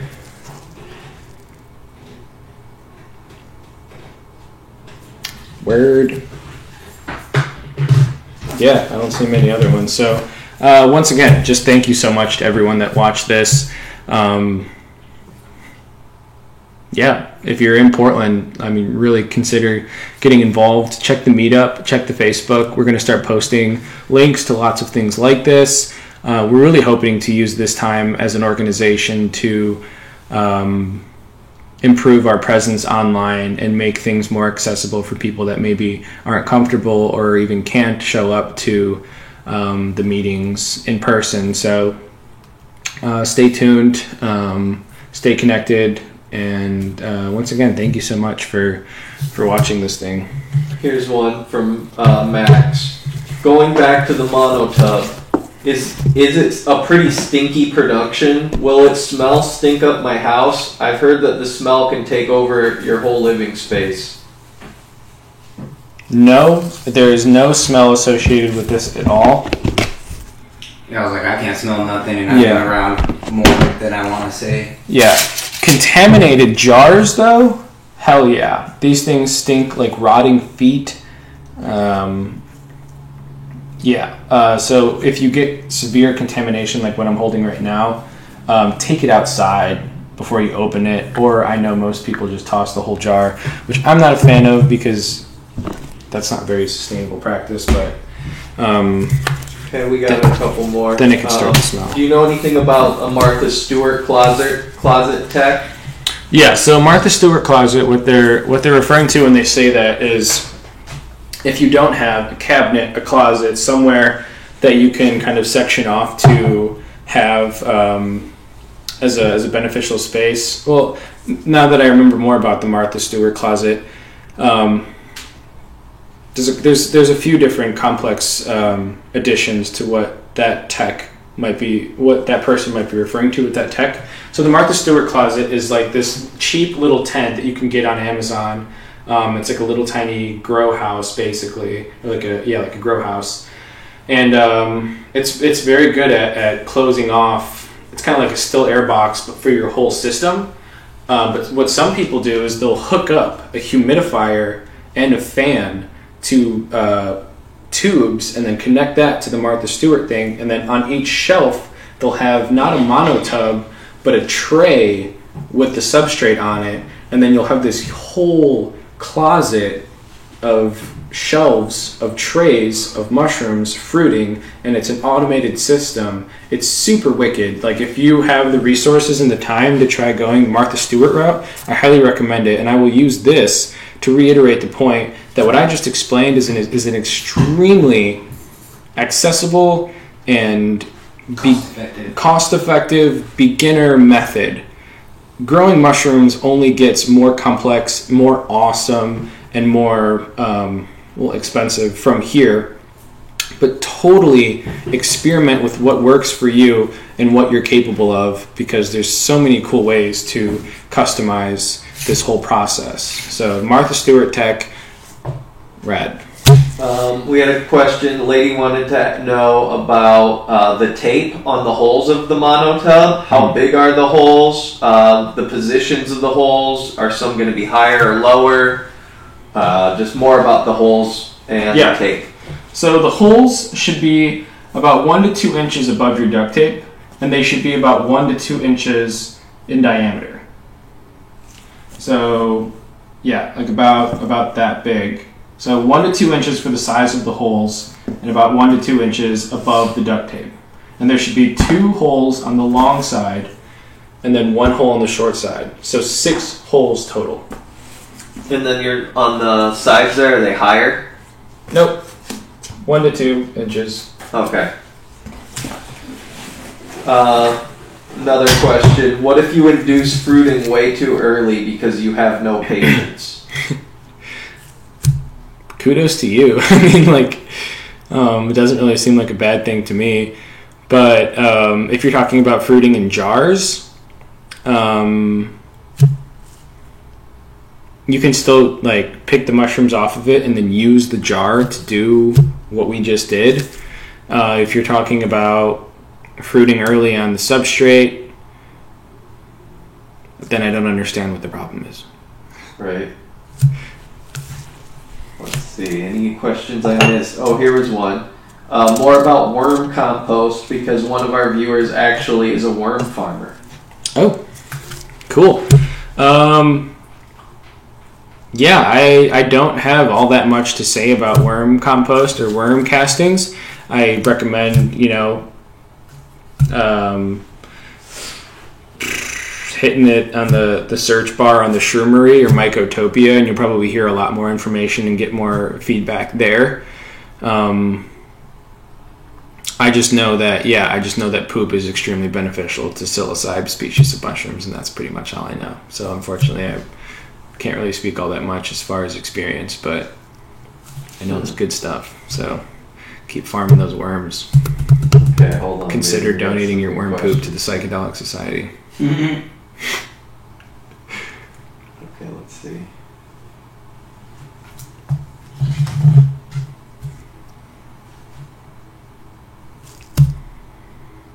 And I probably got like another 10 minutes or so because I still gotta go to work tonight. So. Oh shit. Okay. Yeah. Because I want to help you clean everything up. So. Questions? Can we be friends? Good presentation. Thank you. Thank you for doing this. I'm looking for a job. Thank you. Are there sustainable alternatives to vermiculite? Sorry if that was answered already. So I want to talk a little bit about that one because that's something that's been coming up in the mushroom community. Is that vermiculite? There's a lot of controversies around the few companies that are mining it. It is a mineral that is mined, and it appears that it's definitely not mined in the most sustainable way. So I think that person gave an alternative, right? In that question, I read that it was Stephanie. No. Oh, can you read that question again then? Are there sustainable alternatives to vermiculite? Oh, so someone mentioned it earlier in the comments, but they offered if that person is watching this, please list it again. I have not found, to be fair, I haven't been looking too hard at alternatives to vermiculite, but I highly recommend that people try to find the most sustainable practices. And that's definitely one that you should consider, is finding a replacement to vermiculite. And remember, all it's doing is absorbing moisture. So there's tons of things that do that. So yeah, I support any alternative. They keep asking about volunteer. Can you tell them that's on the link tree? Yeah, so the link tree, which is a link that's in the description of this YouTube event, if you click that, you will be brought to a bunch of options, and in those options is a link to the volunteer form. I'm the volunteer coordinator of the Portland Psychedelic Society, so I will read all of the forms that get filled out. So it asks a bunch of questions, but I highly recommend that people fill out the last question the most. It's basically asking, what is your specific skill that you think you want to donate? Because people, everyone clicks the little boxes or the bubbles that I have for the multiple choice, and I really appreciate every person that fills out the form. But I'm also very interested in learning what you feel like you can bring to the Psychedelic Society, like what unique skill you think you can bring, or maybe not a unique skill, but a beneficial skill. So, it's in the link in the description, and thanks so much for considering helping out. Okay. Do you case your tubs? What if the grain starts running dry before it pins? So you can soak the substrate early, kind of like what we did for the flush. If your grain's getting dry. The grain, like the grain spawn? Can you read the question again? Do you case your tubs? What if the grain starts running dry before it pins? So I'm going to guess that's your total substrate. Yeah, because pinning would be happening. You can dunk it. You could dunk the whole brick like a flush, or you can just increase the misting around the sides. You can mist on the substrate, but I recommend like standing back and doing it so you're not like shooting the substrate with your mist. But yeah, so there's that. And then as far as casing goes, I didn't even mention casing in the whole presentation, but I probably should have. It's a method of, like I said, imitating nature and trying to replicate what's going on outside as far as like forest foliage, that the mushrooms have to sprout through. Casing is when you make a separate mixture, and then once your substrate's colonized, you case it with the other mixture, and then it fruits through that. But I've never found it very necessary, and it also brings a whole nother risk of contamination into the tub. So do your research. I don't do casing, but I also don't deny that it could totally help in certain situations. This guy wants to know about agar and selecting genetics. Is it better to use a spore print or agar? Agar all the way. It's always better to use agar. It's just a little hard for some people to get into right away, but it's the safest and cleanest way to protect your mushroom cultures. And then I also wanted to show people that are still watching, that have been watching from the beginning when I explained how to do the spore print. This mushroom has been sitting here for quite some time. Let's take a look at it. It's been about 2.5 hours. Yeah. So it's not where it could be, but if you can get that on the light, that cap that we cut off. I'm not getting anything? Yeah, I'm just blurry. Hold on. There we go.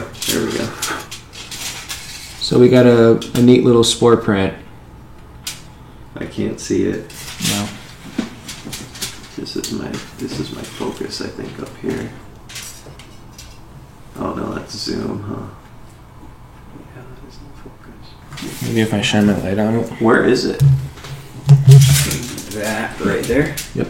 Oh no, I see it. It's hard to see even with the naked eye. Yeah, it is. If you get like just the right light on it, though. I mean, if I were to have done this on white paper like I did on this, it would show up much clearer. But tinfoil holds the spores better than paper does, so, and it's easier to fold up and preserve. And also, if I'm going to leave the cap here, if you wait multiple more hours, it will drop, a million more spores. Okay, lift that cap up now. Yeah, now you can kind of see it. There you go. If you use can you see that there in the middle? If you use like the reflection of the light, you could definitely see it. Oh, okay. It's kind of like purple. Yeah, that really helps. Yeah. But yeah, so I just cut that cap and all the spores are releasing. It looked really purple. Yeah. It's, what would you define that color as? Purple or they range. That one is super purple, which is super cool, but psilocybin spores range from black to brown to purple or to blue sometimes. So that one's a beautiful spore print. People use spore prints to make art, and some people put the spore prints on their hats so that when they walk around the forest, they're like sporulating everywhere, which is hilarious. All right, one more. You want to call it? Is there many more? Well, I don't know. I'm just where I am, scrolling from about 8 minutes ago. Thoughts on using an oven at 150 to do sterile work? The hot air current rising should keep spores and contaminations away, correct? Mm-hmm. Yeah, it's a theory more than a